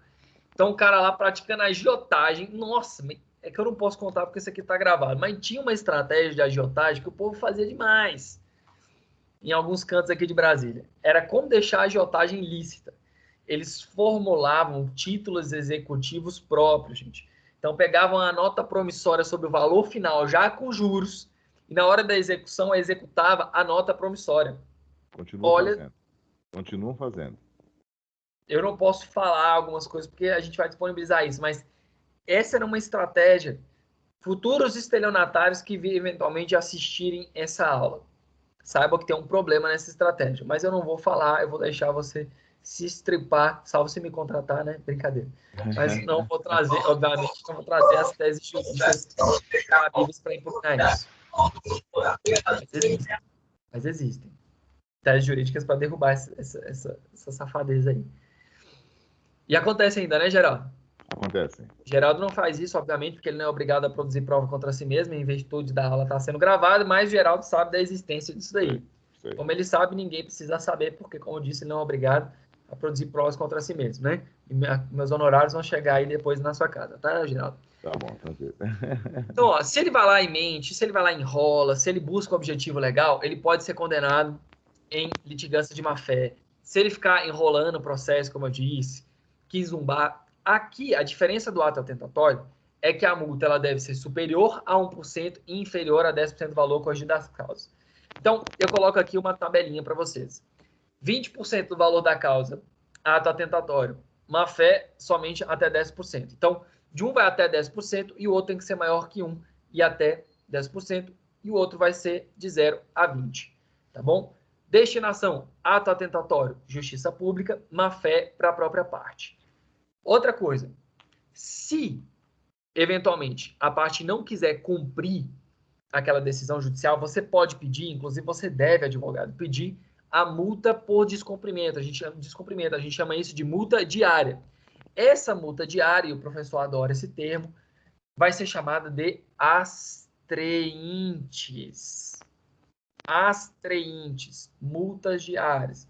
Então, bizu, astreinte é a mesma coisa que multa diária. E a astreinte vai para a parte, ok? Então, de uma certa forma, você tem o descumprimento judicial sendo um ato atentatório e, de igual forma, pode ser punido ainda com multa diária. Tranquilos? Todo mundo entendeu isso?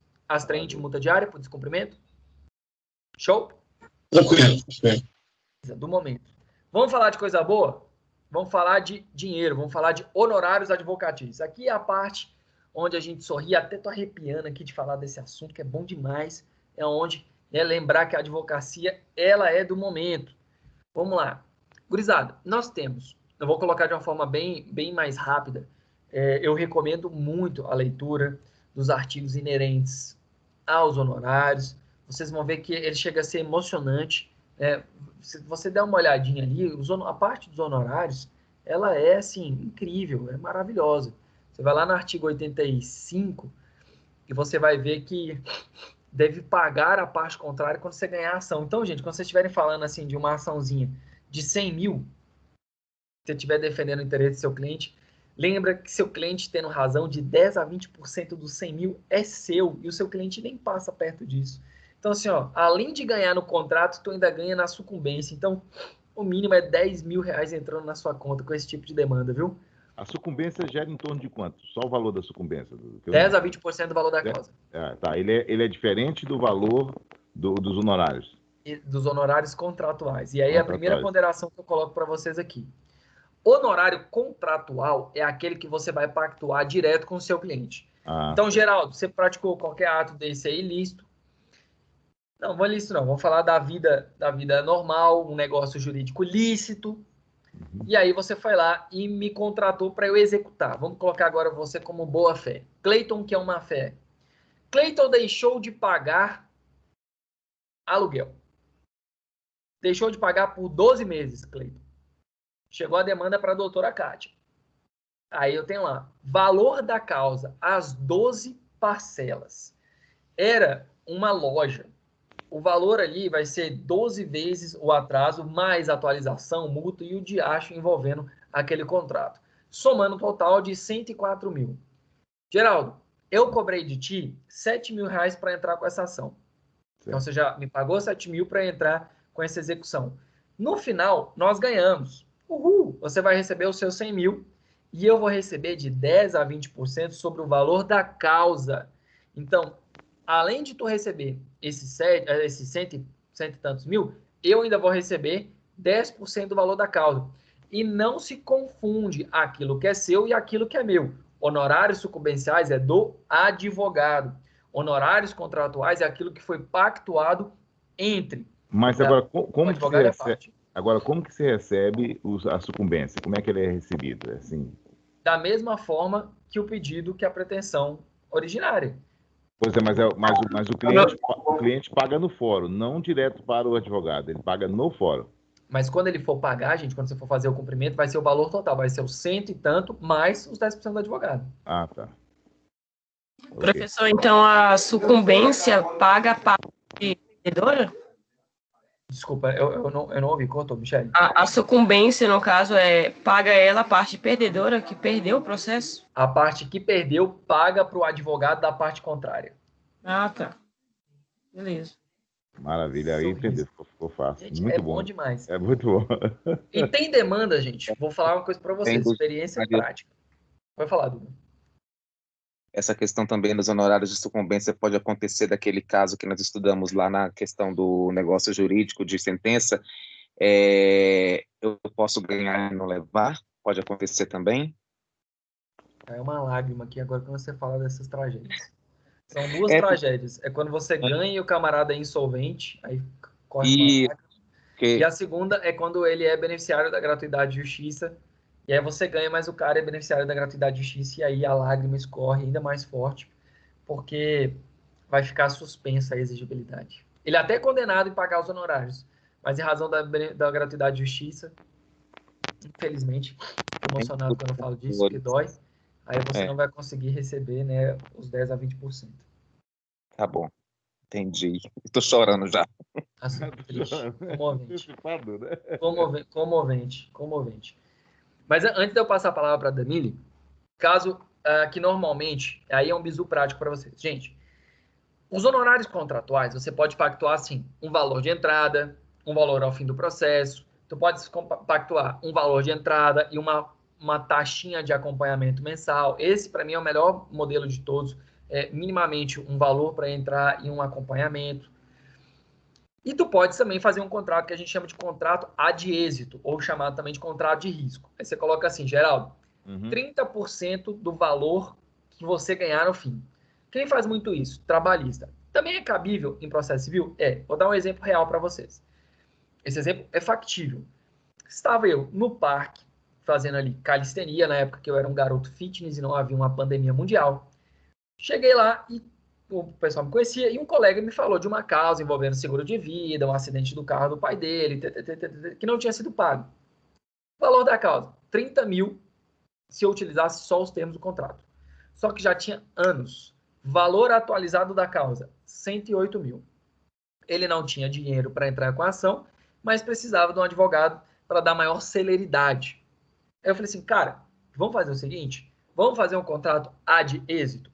Eu vou representar você em todas as instâncias, mas ao final, 30% do valor recebido é meu. Pode ser? Pode ser, assinou bonitinho, contrato, resolução ad êxito. Esse negócio em especial, gente, ele foi sentença, recurso, STJ. Então, foi um processo muito longo. Teve cumprimento de sentença, porque não foi espontâneo. Então, quando chegou no final, nós tínhamos ali a atualização como um todo, batendo 150 mil. Aí você pensa, professor, quanto que o escritório recebeu? 30% de 150.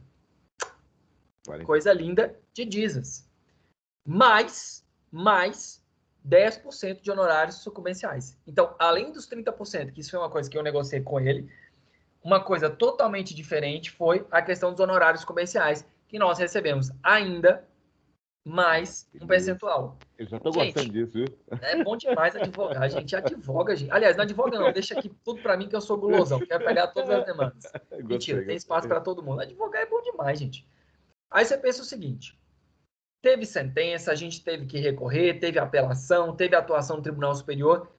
Toda vez que você tiver que discutir isso, rediscutir isso em outras instâncias, a complexidade da causa aumenta. Então, no final, o ministro majorou para 20% do valor dos honorários. Mas...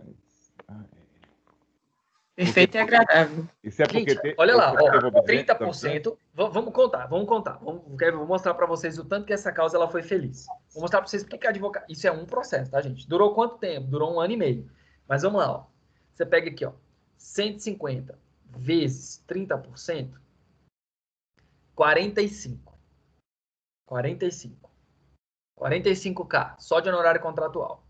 Mais 20% de honorários sucumbenciais. 10% era 15, 20% foi 30. Sabe quanto essa causa já gerou? 75.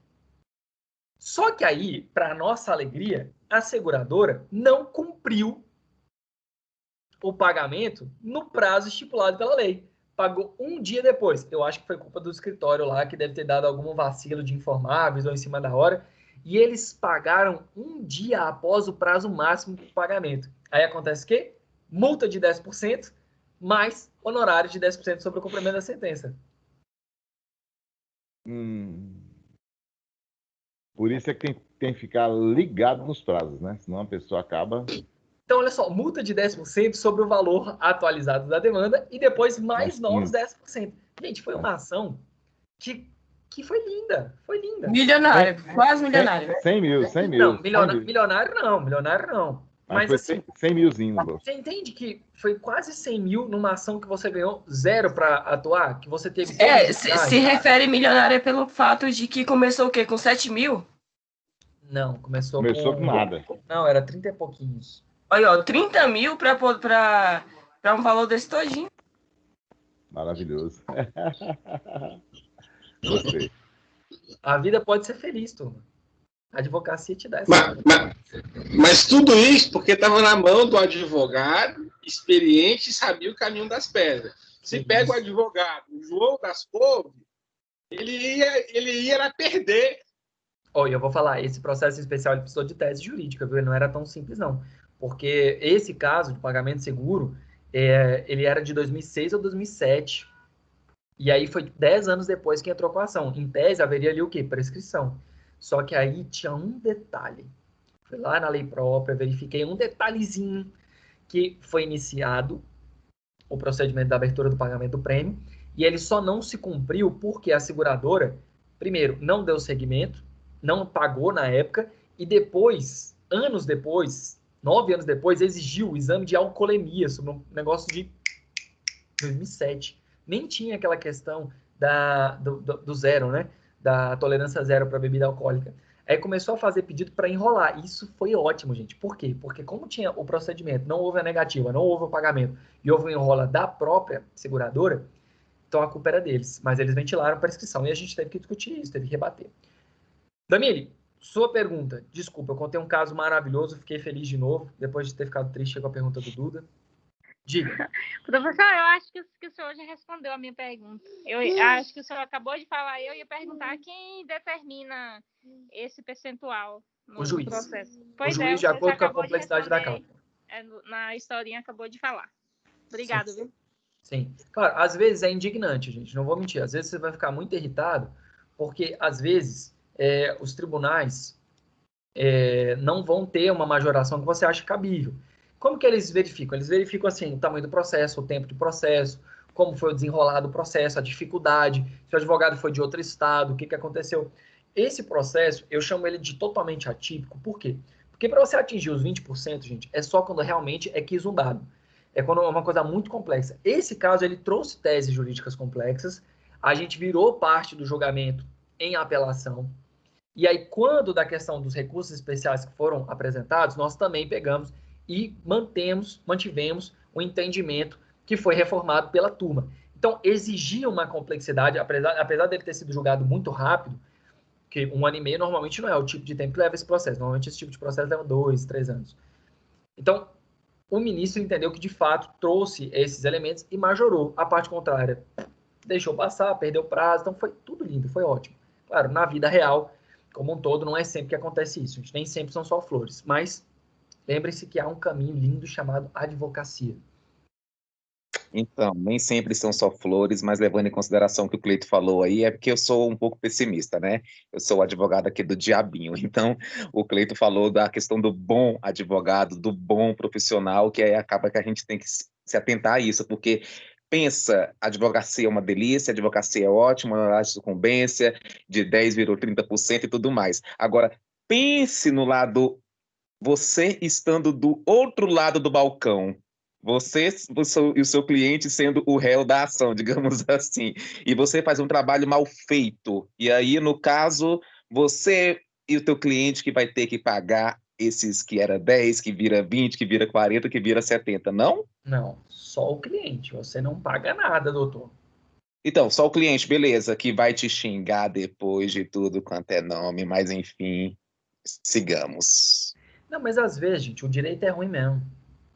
Às vezes não, tô falando que é ruim, não. Tô falando o seguinte, que a gente também tem que assim, o direito da pessoa que outro lado do balcão, né? Sim, tem uma parte que sofre. Mas veja bem, até eu tô brincando, falando que o outro escritório pode ter errado, mas assim, durante as teses jurídicas, eles tiveram parcialmente vitória. A gente que virou esse negócio em tribunal. Então não era tão ganho assim, e os caras não eram ruins, obviamente não eram ruins. Para você defender uma seguradora tem que ser um escritório grande. O que eu acho que pode ter acontecido foi na parte do cumprimento de sentença eles terem comido uma bola, ou não, ou pode ser que a própria seguradora pagou em atraso, às vezes eles enrolaram. E aí, meu amigo, não tem o porquê deles se responsabilizarem por ato de terceiro. Né? Às vezes, gente, você vai ser contratado para apresentar a defesa cabível. Nem sempre você vai ganhar. E é por isso que você só faz contrato de risco se você verificar que há grande probabilidade de você ganhar aquela demanda. Você não pode, obviamente, produzir nunca. Falar para o seu cliente sobre certeza, você não produz certezas. Você produz o seu empenho, sua prestação de serviço, seu melhor serviço. Nunca garanta certezas. Advogado morre por causa disso, viu? Advogado é executado porque prometeu certezas.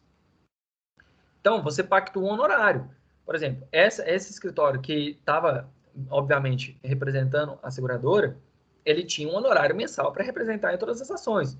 Então, ali, o advogado pobre aqui estava feliz porque ganhou esse valorzinho, dividiu com o sócio, pagou as custas do escritório, dividiu por todos os meses do processo para ver quanto que valeu ali, e está comemorando pequenas vitórias. Às vezes, o honorário desse escritório aí que está defendendo a seguradora é 30, 40, 50, 60 mil por mês.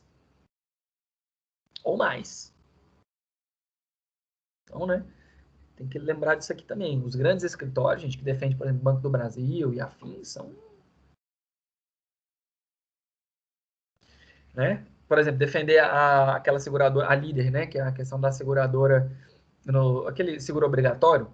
O escritório que defende a líder como um todo, as principais teses, é daqui de Brasília. Né? Já conversa de corredor falando que os honorários são lá em cima. Mensal, viu? Mensal. Então, só essa ponderação. Turno. Beleza. Honorário, coisa linda de Jesus. Temos a diferença do honorário contratual para o honorário de sucumbência, vocês entenderam? O juiz tem que utilizar a baliza de 10% a 20%. Se eventualmente o juiz não arbitrar o honorário, você pode depois entrar com uma ação só para cobrar essa determinação do juiz. Antigamente não podia. Então, recomendo a leitura do artigo 85 para o coração de vocês encher de alegria e amor. Sucessão das partes. Gente, e se a parte morrer? Os herdeiros vão ter a possibilidade de representá-la, chamada de sucessão. Então, tem que haver a substituição das partes para dar o segmento. Professor, toda ação vai caber essa hipótese de sucessão? Não. Pergunta excelente para cobrar em prova. Digamos que, vamos lá, doutora Kátia recebeu uma ação, onde Geraldo e Geralda estavam realizando divórcio. Só que doutora Kátia estava com muita demanda, não conseguiu fazer ali uma audiência, ela não entende que ela pode fazer o divórcio antes mesmo da separação dos bens. Doutora Kátia tem um posicionamento aí um pouquinho mais restrito, ela não é moderninha. E aí, durante o curso da demanda, Geraldo vem a óbito. Aí os filhos de Geraldo e Geralda, lá, o S. Laudo, falando, não, era desejo do meu pai separar dessa víbora que era minha mãe. Então eu vou dar continuidade ao divórcio para que ele tenha uma paz em seu leito. Ele pode, gente, representar, fazer essa sucessão do pai numa ação de divórcio? A resposta é não. Uma ação de divórcio, por exemplo, ela é personalíssima. Então, quando estiver falando de direitos personalíssimos, não admite a representação. Quem pode apresentar o divórcio? Somente o nosso Geraldo. Uma vez que Geraldo morreu, essa ação ela perdeu o objeto. Então, não pode haver a substituição processual em ações de direito personalíssimo, intransferível. Beleza? Show? Bizu para lembrar da ideia da sucessão. CAD, cônjuge, companheiro, ascendente, descendente e irmão. A ideia é que você sempre pense nos descendentes, cônjuge, descendente, aí você vai falar de ascendente e depois irmão. É só lembrar das linhas. Você sempre vai buscar a linha reta para ter a representação. Não tendo, aí você vai para a colateral. Professor, quero trocar de advogado. Primeira coisa, gente, se algum cliente chegar no seu escritório falando quero trocar de advogado, tente entender o porquê sem fazer juízo de valoração. Isso é antiético, gente. Pelo amor de Deus, não façam isso. Não fala que o advogado que estava lá era ruim, não. Fala simplesmente que, às vezes, diverge das teses, que se o cliente assim quiser, você pode assumir essa responsabilidade. Como que funciona? Temos dois mecanismos para que haja essa troca. A primeira é, a parte te demite. Se a parte te demite, como que funciona? A parte pode, né, juntar nova procuração nos autos, é você como advogado que acabou de entrar, por uma questão ética, entre em contato com o advogado anterior, falando que você vai entrar no processo, que você vai assumir. Faça isso por uma questão ética. A juntada da nova procuração revoga os poderes anteriores. Então, por uma questão ética, você, advogado que está assumindo, comunica o advogado anterior. Junta a nova procuração, está revogando os poderes do anterior. Professor, tem outra forma de dar poder para um novo advogado? Tem. É chamado de subestabelecimento, peça de subestabelecimento. Vamos lá. Lá no escritório tem a doutora Rosa. E aí na procuração eu não coloquei a doutora Rosa como uma advogada legítima. E eu quero que ela atue no processo. Tem como eu habilitá-la sem que eu perca meu poder? Tem. Eu vou lá e faço um subestabelecimento com reserva de poderes. Ou seja, eu continuo sendo a pessoa que vai ter ali a representação principal daquele processo. Agora, se eu falo de juntar sem reserva de poderes, quer dizer que eu estou habilitando a doutora Rosa para ela assumir as responsabilidades daquele processo. Então, subestabelecimento confere poderes ao novo advogado, ao estagiário. E aí, o grande bizu é com reserva de poderes, sem reserva de poderes. Com reserva, você mantém a sua responsabilidade principal. Sem reserva, o novo advogado vai assumir a responsabilidade do processo. Professor, estagiário pode ser habilitado sem reserva? Não, gente, porque estagiário não vai assumir a responsabilidade do processo. Estagiário é estagiário, beleza? Lembrando, quando eu fui estagiário, até trabalho escolar dos filhos do advogado eu fazia. Então, até o filho do advogado tinha ali hierarquia sobre mim. Então, tem que lembrar da posição do estagiário. Brincadeira. Vai, Duda, diga. Eu assisti uma audiência do senhor semana passada pelo YouTube, porque está tudo disponível, né, no YouTube e tudo mais. E aí eu ri, assim como também os juízes lá, os que estavam julgando na hora, não sei se era desembargador, não me atentei, também deram uma risadinha assim, meio que quando o senhor falou o seguinte, quando falou assim, doutor Felipe Rossi tá na área, tipo assim, né? Usando seu jargão. Aí você, sim, excelência, eu tô aqui, beleza, para começar a sua sustentação oral. Uhum. E aí o senhor falou bem assim, é porque também eles colocam lá na tela, né, o processo e tal, com os advogados. A doutora Rosa, aí o senhor falou bem assim, doutora Rosa desistiu. Aí o desembargador lá, desistiu? Aí o senhor, desistiu, excelência. Aí deu uma risadinha e tudo mais. Aí eu pego e venho com a perguntinha. O que seria essa desistência? Porque é o seguinte, eu contratei o escritório, eu não contratei a doutora Rosa em específico. Aí o senhor veio com desistiu. Me explica melhor. Tá bom, vamos lá. Eu não soube perguntar, mas o senhor conseguiu compreender, eu sou inteligente. Entendi. É o seguinte. Esse processo foi um processo da seguinte... Ele foi construído de uma forma um pouco diferente. Uma das partes foi na Rosa sem procurar o escritório. E aí contratou ela. Enquanto as outras partes, eram 4 envolvidos. Um contratou uma pessoa do meu escritório por fora. E depois, curiosamente, as outras 3 partes procuraram no nosso escritório. E aí foi quando a Rosa pegou e falou assim, olha, eu não posso advogar para eles, porque eu estou advogando para outra parte. Eu falei, não, sem problema. Sem problema, as teses não são conflitantes. Eu fiz a peça, disponibilizei a tese, sem problema. No dia dessa audiência, foi uma sustentação oral. A sustentação oral é o quê? É um momento para você pegar, você tem 15 minutos para apresentar suas teses ali falando. Esse processo, inclusive, é um absurdo, ele é cheio de erro processual. E aí a Rosa, naquele dia, falou assim, não vou sustentar não, porque eu vou falar a mesma coisa que tu, Felipe.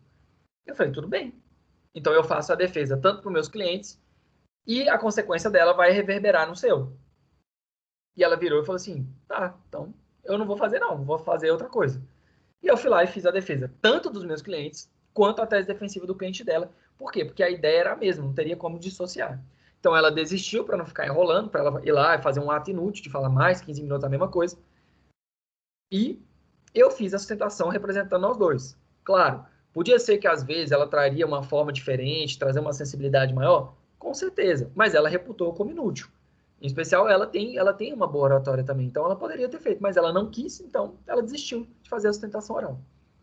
Entendeu? Então, mas é justamente nessa questão. Ela desistiu, mas isso deveria ter sido formalizado, essa desistência, ou não necessário? Não é necessário isso? É isso que eu estou querendo assim, mais saber, da formalidade. O não comparecimento para realizar a sustentação oral implica na desistência da sustentação. Beleza, ok. Entendeu? Bom. Tranquilo? Claro, ela poderia comunicar que tinha desistido, sim, mas não muda muito a circunstância, não. Show? Do moment? Opa, compartilhei errado. Show.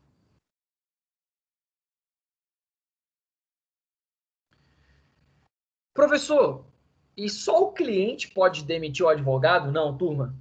O advogado pode demitir o cliente. Vocês acreditam nisso? A gente pode demitir o nosso cliente.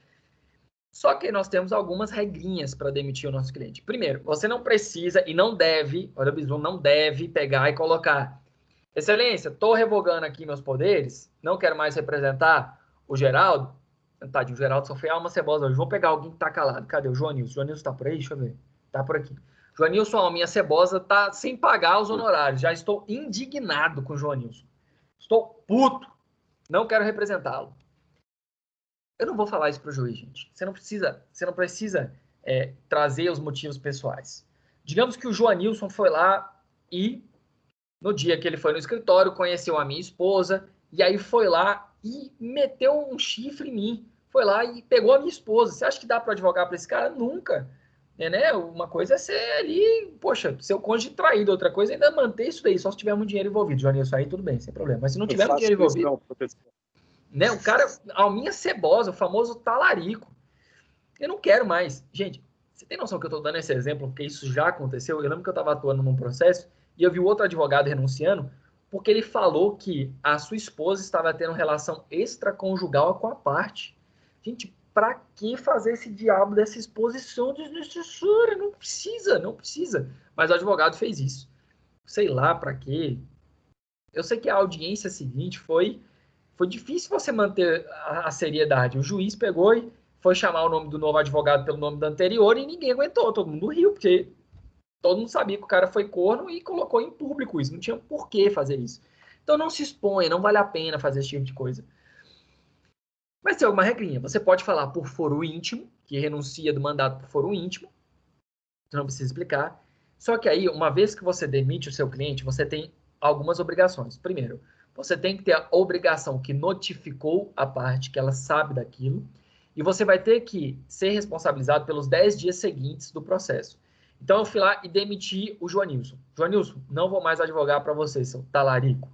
E eu vou lá e mando uma carta para ele, ou um e-mail com aviso de recebimento, o WhatsApp também tem sido utilizado para comprovar a notificação, conversa do WhatsApp. Depois disso, eu tenho 10 dias para seguir a responsabilidade daquele processo. Se eu tiver que apresentar recurso, eu tenho que apresentar. Eu não posso fazer ato contrário ao meu cliente anterior. Então, eu tenho esses 10 dias de responsabilidade. O Joanilson, sabendo, se sentindo culpado por ser talarico, ele vai lá e já coloca a doutora Kátia agora como advogada. No primeiro dia seguinte, cessa a minha responsabilidade. Então, se ele constituir novo advogado, eu não tenho mais responsabilidade. Se ele não constituir, esses 10 dias seguintes, eu tenho essa responsabilidade. Ok? Alguma dúvida sobre isso? Diga. No caso, esses 10 dias é da notificação? Da notificação com o cliente ou quando ele falou no processo? Da juntada no processo. Ah, tá. Mas boa pergunta essa sua, viu? Parabéns. Mais alguma pergunta sobre isso? 10 dias que foi comunicado ao cliente, né? Não, 10 dias da juntada da comunicação no juízo. No juízo. Isso. Joanilson, digamos que eu te comuniquei hoje. Aí eu vou pegar e vou apresentar meu pedido de renúncia amanhã. Vai ser contado a partir de amanhã. Aí o cliente já está ciente, ok. Sim, eu tenho que comprovar que o cliente já está ciente. Aí o que o juiz vai fazer? Intima-se a parte para regularização do feito, apresentando novo patrocínio, novo advogado. Entendeu? E nós temos que pegar e ser responsabilizado pelos 10 dias. Show. Tome muito cuidado, gente, na questão ética sobre isso, viu? Isso é sério. Às vezes passa batido. Muito advogado jovem responde a processo administrativo no TED, lá no Tribunal Ético Disciplinar da OAB, por causa de bobeira dessa de assumir processo dos outros. Não tem problema, acontece, é normal, é insatisfação. Mas tem a ciência de como fazer isso.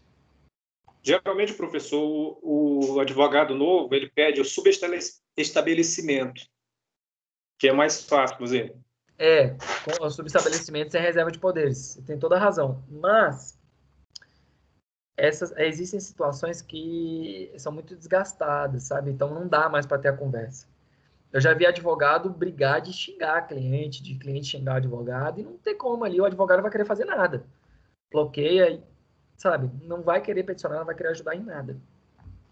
Esse caso mesmo aí, isso foi 2014, gente. Imagina 2014, não tinha nem o processo judicial eletrônico como é hoje. Estava no começo do processo judicial eletrônico. Tinha lá a petição física escrita, falando do cara que teve relação extraconjugal. Será que esse cara vai querer alguma coisa? Ele vai querer ajudar a parte de alguma forma? Mas nunca na vida, nunca. Aí não. Ele vai ser auxiliar de acusação. Não dá. Ô, professor, Oi.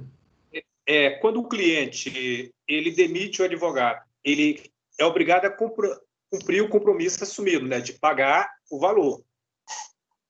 É por isso que eu gosto dos meus alunos. É isso aí, gente. Lembrem-se de honorários. Honorário é bom demais.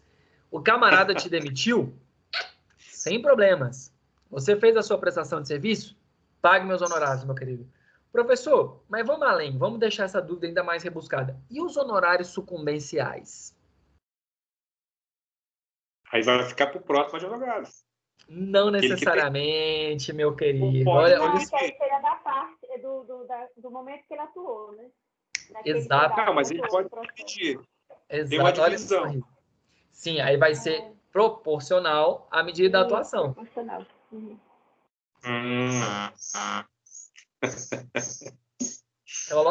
Veste o sorriso e lembra. Gente, até quando acontecem essas coisas ruins, às vezes é bom.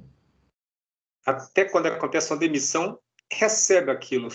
É bom, gente. Lembre-se, gente, existe um outro caminho chamado advocacia. Não é só concurso público, não, gente. Existe a advocacia. Tá.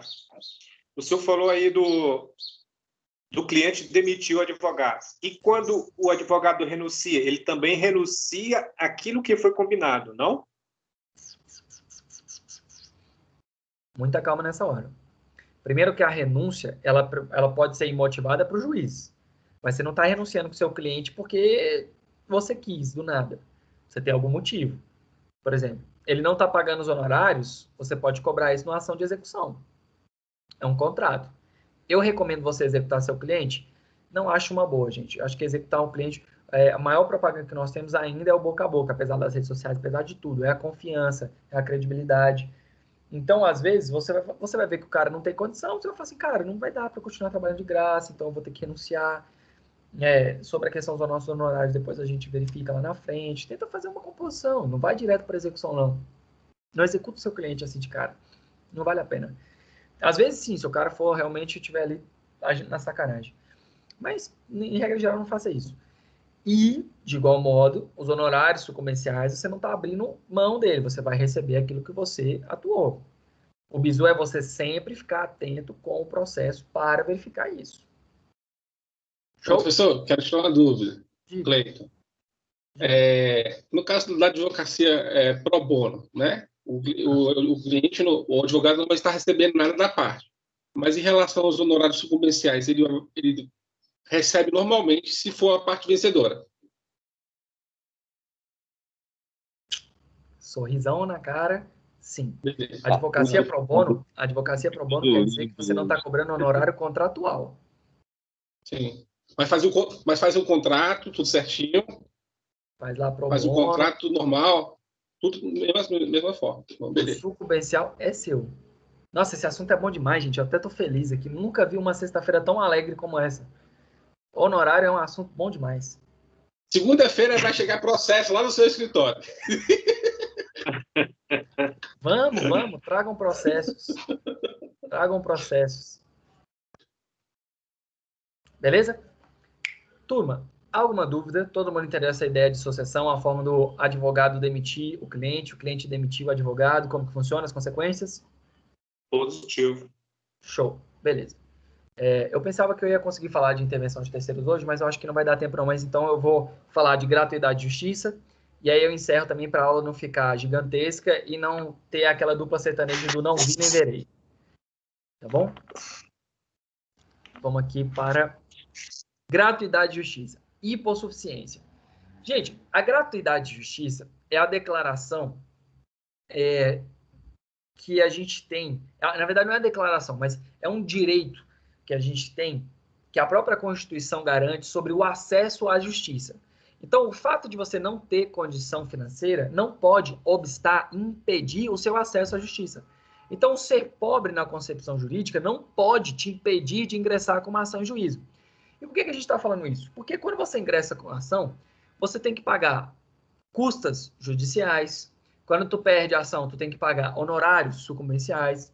Se eventualmente a sua demanda for muito peculiar, complexa e demandar a perícia, você tem que pagar a perícia judicial. Então, o processo ele é caro. E dependendo do estado, ele ainda é mais caro. Não vou pegar e registrar crítica a nenhum estado próximo ao Distrito Federal, em especial quando a gente tiver até inserido dentro dele. Não vou falar desses estados de proximidade ali, muito, muito, muito perto mesmo, que tem um honorário surreal. Olha os carros de som, misericórdia. Que tem ali a questão das custas judiciais muito caras.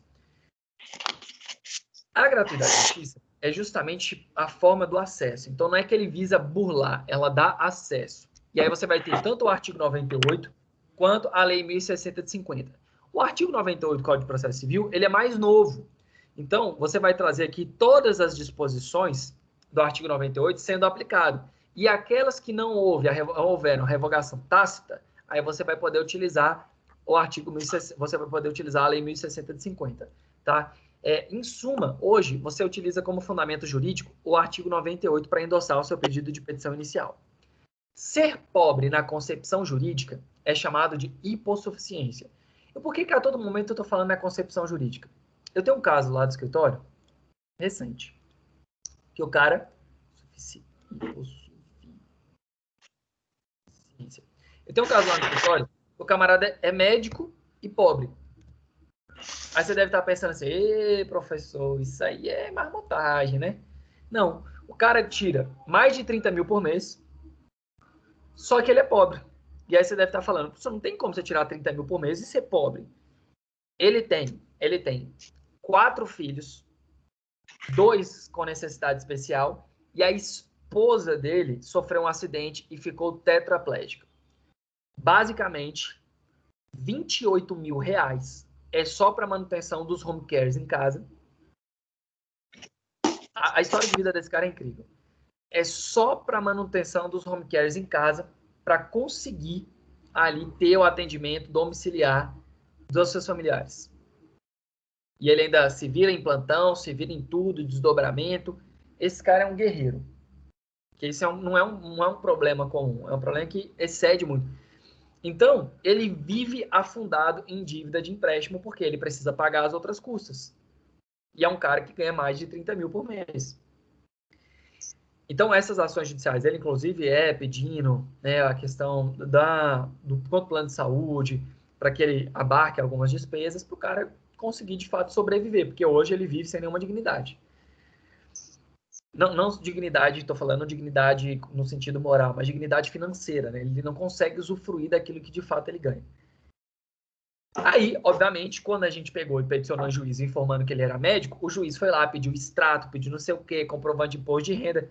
Se a gente tivesse só colocado comprovante de imposto de renda, gente, obviamente que você ia pegar e ver que o imposto de renda do cara é altíssimo, o cara tem uma condição financeira boa, mas você tem outras circunstâncias inerentes ao caso que vão fazer a dilapidação desse valor. Então, a gratuidade de justiça não está atrelada somente à questão do ganho do indivíduo. Você pode ser um servidor público e ser pobre na concepção jurídica. Você pode ser um médico e ser pobre na concepção jurídica.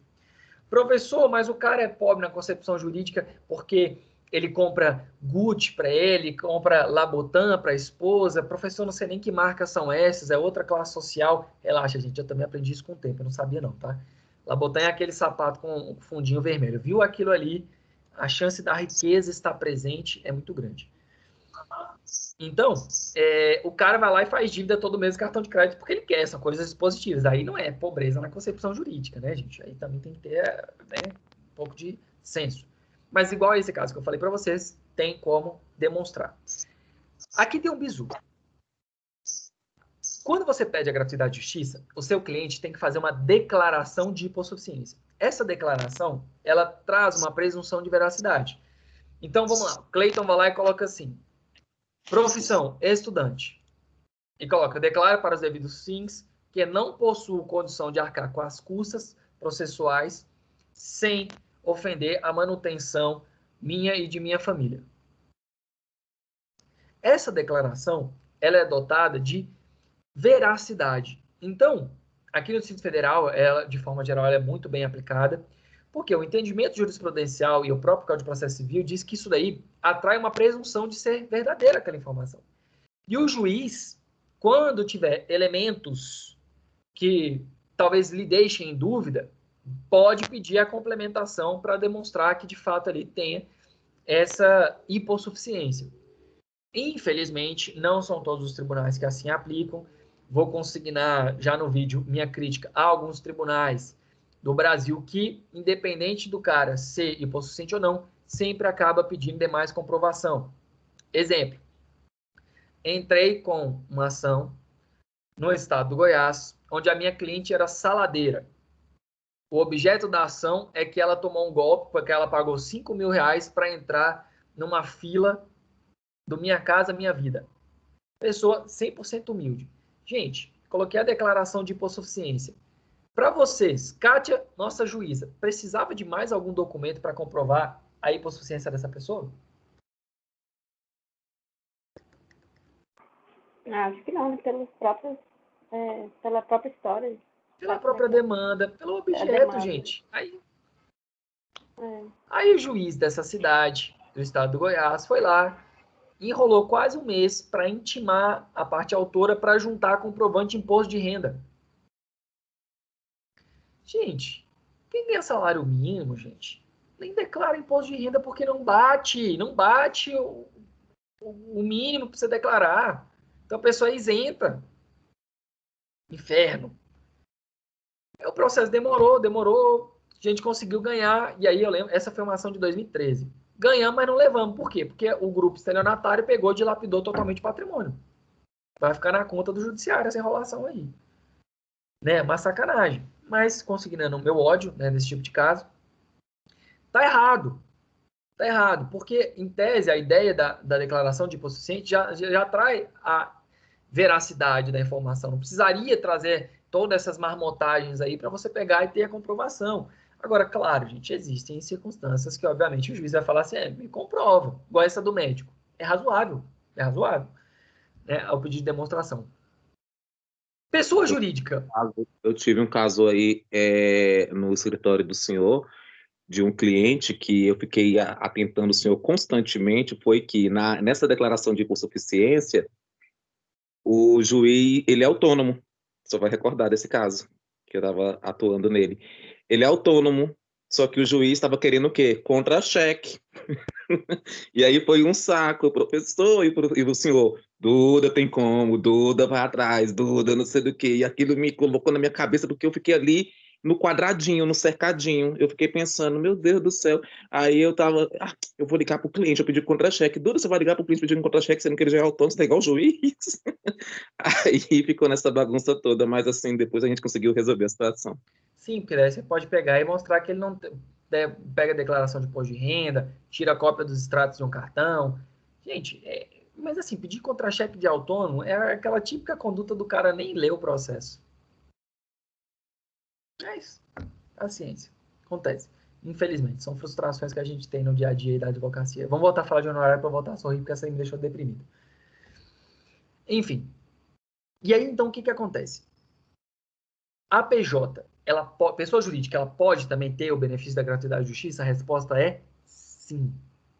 Só que aqui a gente tem uma coisa um pouquinho diferente. Se a pessoa física, a mera declaração é a presunção de veracidade, no caso da PJ, não. Além da declaração, tem que comprovar que está sem condição. Então, um caso também muito comum que a gente faz. Cobrança de aluguel de taxa condominial. A gente tem um condomínio lá no escritório que normalmente a gente faz as execuções, a cobrança. Só que o condomínio, gente, tinha inadimplência de mais de 55% quando a gente chegou. Como é que se sustenta? Não tem como se sustentar, não tem como. Os caras mal conseguem pagar todo o passivo que tem sobre salário. Então não tinha reserva de caixa, sempre estava no vermelho, ficava com dívidas, não conseguia implementar taxa extraordinária porque ninguém estava querendo pagar também pelos outros. Aí depois que o escritório começou a atuar, a circunstância lá mudou, né? Porque daí taxa condominial, obrigação próprio terreno. Sabe o que é isso aí? Sorriso no rosto. Obrigação próprio terreno quer dizer que o imóvel pode ser utilizado para pagar. Boa, doutora Kátia. Vossa Excelência está com sangue nos olhos para penhorar também o imóvel, hein, doutora Kátia? Misericórdia. Que atue, quando for juíza, que atue, por favor, de forma parcial nos meus processos. Brincando, claro que não. Seja essa juíza brilhante aí, caso queira ser. Então, obrigação próprio terreno. Show de bola. Mas naquela oportunidade, o que a gente fez? Pediu a declaração de hipossuficiência, mostrou as contas do condomínio e falou assim, excelência, não tem como, mãe. Com a inadimplência de mais de 50%, o condomínio está quebrado. E aí conseguimos a gratuidade de justiça, conseguimos ali a isenção dessas custas judiciais. Fera, show do moment. Então, para PJ, você tem que, além da declaração, comprovar, e na pessoa física, em tese, nós vamos ter o quê? A presunção de veracidade. Professor, consegui a gratuidade de justiça. E agora? E agora é o seguinte, gente. Uma vez que se tem a gratuidade de justiça, as custas judiciais, os honorários sucumbenciais e as perícias não vão ser cobradas. Mas temos aqui uma excepcionalidade. Não ser cobradas não quer dizer que vai impedir você ser condenado em... Ué, professor, como assim? Se você dá uma olhada numa sentença onde a parte é beneficiária da gratuidade de justiça, o juiz vai colocar assim: condeno a parte em honorários sucumbenciais no percentual de tanto, bem como custas, mas suspendo a exigibilidade em razão, da gratuidade de justiça. Então, não quer dizer que o cara que ganhou a gratuidade de justiça vai ficar isentão para sempre, não. Tem um bizu para vocês. Se eventualmente a parte adversa no seu processo tiver gratuidade de justiça e você ganhou a demanda, não se esqueça de adicioná-lo em redes sociais. Por quê, professor? Porque ciência, eu falando, gente, rede social é bom demais. Eu gosto de gente que aparece, eu gosto dos aparecidos, esses que são bons. Não gosto daqueles que são secretos demais, não. Viu, geral? Bom é gente aparecida. Gosto de gente com pompa, que gosta de mostrar que tem mesmo. Por quê? Se no prazo de 5 anos a condição daquela pessoa que é beneficiária da gratuidade de justiça mudar, você pode cobrar esses honorários. Como que funciona isso? Você, advogado, que adicionou, obviamente você não é bobo, você adicionou a parte adversa ali, com seu perfil ou oficial ou fake. Não, mentira, eu faço fake não, gente, isso é errado. Peça para o estagiário fazer, porque a culpa é sempre do estagiário. Brincadeira, né, Duda? Uma vez que Duda foi estagiário, quase nunca fez isso. Gente, você faz um perfil para acompanhar, por quê? Porque digamos que esse lazarento estava lá ali naquelas circunstâncias, falou que era hipossuficiente, aí vai lá no ano seguinte, ele vai lá e compra uma BMW. Aí você fala, opa. Você prova para o juiz que houve modificação na condição financeira e aí cobra os seus honorários sucumbenciais. Não vou mentir, gente. É uma prática não costumeira? Eu mesmo só fiz isso, acho que 2 vezes. Porque foi onde eu consegui comprovar a mudança de fato da condição financeira. E foi justamente com o uso de redes sociais. O camarada era pobre na concepção jurídica. Aí, 4 anos e meio depois, o cliente virou e falou assim: ô, doutor, você viu que o camarada lá agora tá cheio da grana, tá andando de Mercedes, postando foto viajando? Eu falei: ah, é? Ah, é? Me manda prints. Aí foi lá, me mandou as fotos, aí eu entrei com a ação, mostrando que o estilo de vida que ele estava vivendo era totalmente desconexo com a ideia da gratuidade de justiça. Aí o juiz reabriu o processo, condenou ao pagamento dos honorários e foram pagos honorários. Alegria. Professor, aconteceu comigo um caso, mesma coisa. Eu fui designado perito num processo imobiliário lá aqui no TJ em Brasília, e aí o juiz deferiu se eu aceitava a perícia nos moldes da justiça gratuita pela portaria 106 lá do CNJ. Peguei, aceitei e fiz. Acho que até 2.500, né? Dá R$ 1.300 só, professor. Fala que é até 5 vezes 430. Mas só que lá, na hora do pagamento, eles têm uma tabelinha lá que só paga com um valor fixo. Beleza. Eu peguei minha proposta, R$ 5.500. Aceitei a justiça gratuita, recebi o que o tribunal pagou. 7 meses depois me pagou. Só que eu não sou bobo. Aí eu resolvi logo a perícia e deixei. Aí depois eu peguei e falei assim... Aí eu não sabia dessa coisa, mas só que o diretor do CACA falou assim, olha, você não vai receber isso aqui, mas você tem um prazo aqui para você recorrer, se caso a pessoa tiver condições de pagar. Ele, inclusive, tem que te pagar e tem que ressarcir o erário, que é os cofres públicos do que o governo te pagou. Falei, beleza. Passou o processo, o juiz deu a sentença, fundamentou em cima da minha perícia. Aí eu fiquei tranquilo. Beleza, minha perícia foi aceita, vamos embora. Sou contador, e aí eu fui atrás do cara. Na primeira espetada que eu dei nele, eu achei 5 empresas no nome dele. Aí, o que aconteceu? Aí eu peguei e voltei lá e falei bem assim, olha, esse rapaz aqui, ele tem empresa, só que o advogado dele é malandro. Você o que ele fez? Quando ele pediu a justiça gratuita, ele só anexou as cópias do recibo de imposto de renda. Tinha lá 11 mil reais. E o juiz pegou e empurrou com ela abaixo. Justiça gratuita nele, 11 mil reais.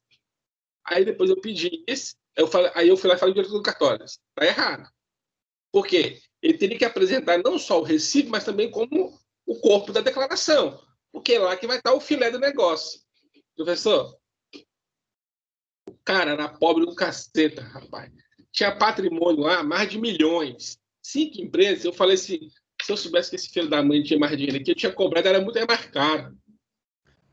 Aí eu peguei, eu recebi os 5.500, fiz ele pagar, devolver ao tribunal, só sei que deu um maior rebuliço lá, porque o juiz começou a encebar lá, eu falei assim, olha, eu vou na Defensoria Pública. Eu vou lá, eu estou no processo, eu vou lá. Por causa que eu queria peticionar, e ele não deixava. Ele não deixava, porque o processo era papel ainda, ele não queria deixar eu peticionar, mas só que ele não juntava a minha petição nos autos. Aí eu falei, pode deixar. Aí eu peguei, fui lá na Defensoria Pública, aí eu tinha um defensor lá, conversei com ele, mostrei, ele não chegou a despachar o defensor, ele foi lá, conversou com o juiz, e eu ganhei, eu recebi o meu dinheiro. 7 dias depois, estava lá a guia do Banco do Brasil, fui lá e fiz a petição, pedi o alvará e recebi o meu dinheiro de volta. Recebi o dinheiro que eu tinha cobrado na época. Né? Agora, hoje, com a petição eletrônica, eu acho bem mais vantajoso, porque eu tenho acesso hoje nos processos, que eu sou nomeado, como advogado. Eu sei de tudo que está lá eu sei, e eu peticiono eletronicamente. Então, assim, hoje eu acho melhor. Mas é só para contar essa história que aconteceu com você 2 vezes, e comigo também já aconteceu, e eu consegui ir atrás e receber os meus honorários que eu queria receber mesmo, que eu cobrei por aquilo. É isso. Bom de ser esperto é isso aí. Show. Gostei. É isso, viu? Sejam espertos. A única correção na fala do Cleiton é que ele falou que o advogado foi malandrilson. Negativo. O advogado não foi malandrilson. O advogado apresentou o documento cabível e competente naquela oportunidade. Se o juiz pediu a declaração de imposto de renda, juntou a declaração de imposto de renda da pessoa física, não das PJs. Viu? Não fala isso da sua classe, futura classe, não, menino. Não, eu estou falando assim. Eu estou falando porque eu estou na outra parte. Eu falei assim, que ele só juntou só o recibo.